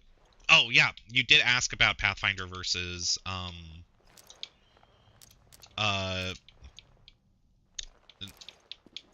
my thoughts of Pathfinder versus, D&D. Pathfinder is... I like the idea of Pathfinder, where it's like, hey, it's D&D, but more. But the issue with Pathfinder is, like, I don't want to really deal with Pathfinder because there's too much. There's too fucking much. It's like, oh, you want to level up your character? You want to level up your character? Prepare to spend the next 2 fucking hours doing research. Because you're... Oh my god, Pathfinder has so many more mechanics. Like, D&D 5e has, like, what, 8 classes or something? Or, like, 6 starting classes or whatever. Pathfinder has, like, 20 to 30.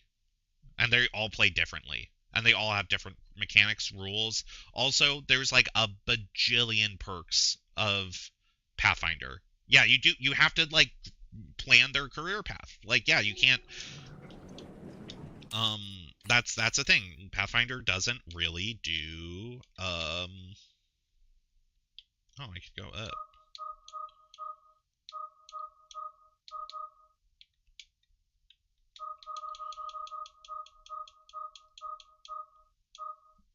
More character customization and offloading roles to the DM. Well, ideally, but I've played with DMs who are like, you know, we're gonna... I don't know where I'm going.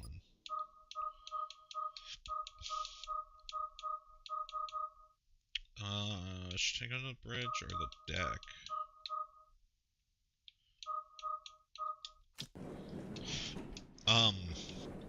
But, like, there's so many things, like...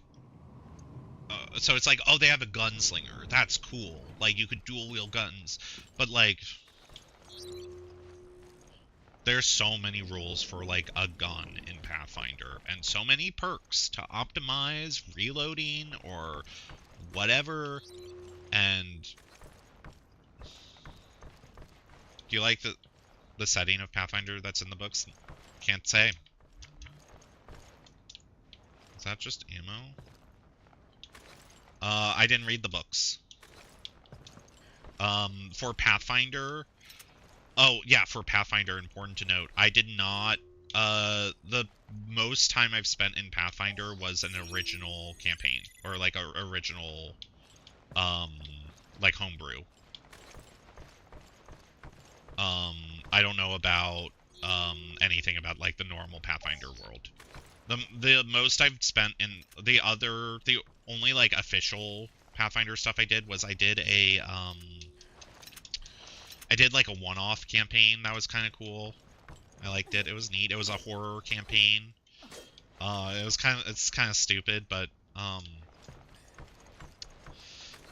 so it was like you go to a carnival, and it's a cool carnival, and you could go around. It was fun. I liked I liked how it was broken down. I liked the concept of this campaign, which is you go to a carnival and it's really cool and fun. And you go around and like there's like a ton of stuff to interact with for like the first half of this campaign, of this like one shot. But the gimmick of it is like halfway through everything becomes evil, and like the veil drops, you know, from the evil from the carnival, and it's like actually like evil fairies that are like running it, and everything is gross and horror themed now. Like, oh, you thought this was cotton candy? It's brains. You know, it's cute. But I did like, it's fun. I did once run a one shot for people, and I did have some of that idea in there, not the horror twist halfway where like the game starts, but like for the roleplay aspect of like, I'm gonna say like this sandbox idea of like, here are your characters, you're in this area, like you have a limited amount of time. I do not know where I'm really going. Wait. Okay, now I know where I'm going. Here are your characters, like, you kind of have free reign to kind of fuck around, and, like, interact with, like, different stuff around, like a sandbox, which I think is fun. It's cool. I think that rather than, like, railroading your players by saying, okay, you're going to, like, a haunted house, you are going through rooms 1, 2, 3, 4, it was fun to just kind of say, here is, like, you know, you're on a boardwalk. Like, where do you go on the boardwalk, you know, kind of thing. That's fun. And because that really fleshes out your characters, like, backstories and, like, how they interact with, like, the world around them, rather than, you know, like, they having an objective. And it was fun because some people, like, when I did something like that, some people did take that opportunity to, like, explore and interact with, like, all these custom, like, silly, like, mini games I made. But then, like, half of the people I played with just, like, fucking went to one area and sat there. And it was mind-boggling to me. It was infuriating to see, like, well, I mean, it's like classic D&D thing where as a DM, you, like, I made, like, a whole, like, activity area. Like, just imagine, like, a campground or something. And I fleshed out, like, every part of this campground. It wasn't actually a campground. It was like a beach, I think. But, I fleshed out, like, every part of this, stupid fucking thing, except, like, the beach part. Like, the actual, like, beach thing. Everything else was, like, interactable. And I mean, this is, like, classic DM shit. That this is what happens to, like, every DM. And, like, it's just game design in general. You know, even when making games. You'll have, like, a huge, like, a fucking party going on, and your players will find a way to not only get, like, lost, but, like, go to the one underdeveloped area, because that's what interests them the most. Like, you will have, like, fireworks going off, and then they'll just, like, turn around and be like, huh. Which, like, you know, it's funny because, like, I think about that with like, that experience with, modern game design. Because, you know, people bitch and moan about, like, oh, there's yellow paint in my video game.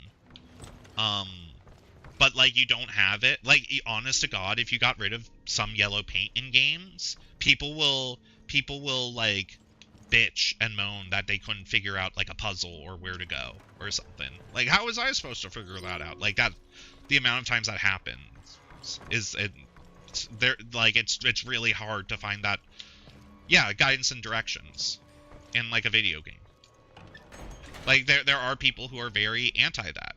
and feel like they're being handheld too much, which I get, but then at the same time, like there is a reason that like that guidance and direction happens, because if not, most players, the average person, is going to get fucking lost and not play and not want a refund on the game because it's too confusing. And that's kind of like what I learned, is like I thought I made like something that was pretty straightforward. I haven't played any White Wolf games, but they found the one underdeveloped area, and then like I did nothing there. There's like the other half of the party went and had a blast doing other stuff, but like I don't know. That's kind of what happens when you give people too much free will or options in a campaign. I forgot why I was talking about that one. Raymond! It's Conan. Looks like we both were too late. What are you talking about? But, you gotta know the fake geography of your sighting. Both of you. Look.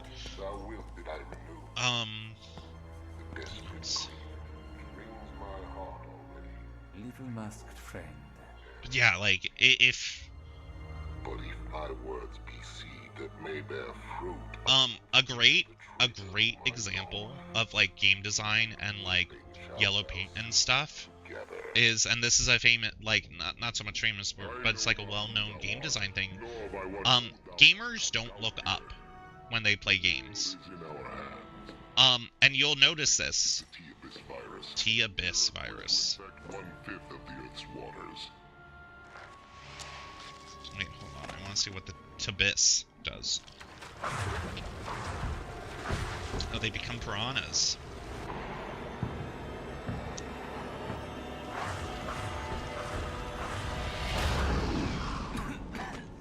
They become piranha from Piranha. In a Jaws. Wait, this game was on the 3DS. It was in 3D. They made Piranha 3D. It's you. We are Veltro. Vengeful messengers from the depths of the Hate looking up and behind. In Anthem, the best place to shoot is from behind and up. I knew it was Veltro. Abandon hope, all ye who enter here. Abandon hope? He's quoting Dante. Send a team to Valcoinen Mock Airport. Look for something linked to this ship, O'Brien. Yes, I read you. I'll send Quentin Keith. Oh, do I get to play as Quentin Keith now? Get ready to I hope so. I hate snow. Snow hates you. I hope the next section of the game is I just play these guys and they can't shoot. There's no way Dante came up with abandon hope, all ye who entered. Yeah, he didn't. It was me. He stole it from me.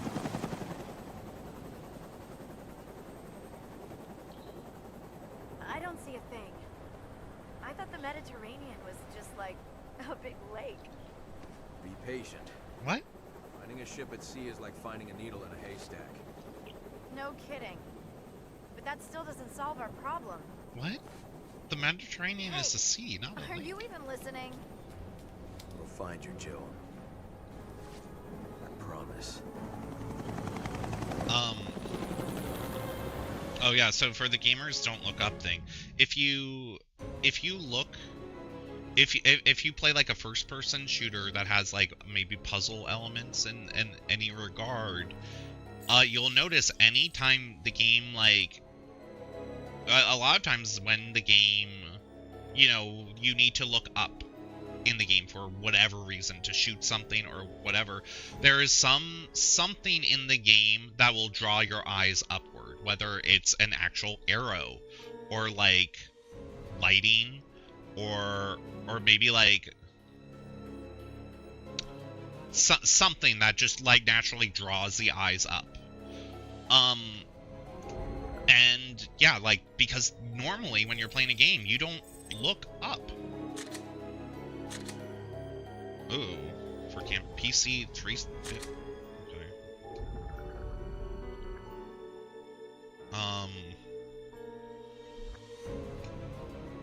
Let me save. This is a crazy, just like way we got from game design to from D&D. Okay, but I do have to go. I'm gonna Alt-Tab. Hopefully this doesn't crash the game. It doesn't matter, I saved. Hi. Thank you so much for coming out. It's been fun. Here is my schedule. You haven't heard of the Mediterranean? What about Mediterranean food? Thank you so much, yeah, for coming out, supporting, watching, talking, hanging. Here is my schedule. Tomorrow, I probably will be very busy and not stream. Monday, I don't think I'll do a day stream that day, but I will be live at night, Sniper Elite 4. I haven't confirmed it, but it should still be a co-op stream, I'm hoping. Libbles, if you're there, hit my DMs. And then we'll kind of go for the week there throughout, because I know next weekend is busy for me too, in weird ways. I don't know. We'll vibe it out. But anyways, thank you so much, and have a good rest of your weekend. I was gonna play like a soundboard or something to leave.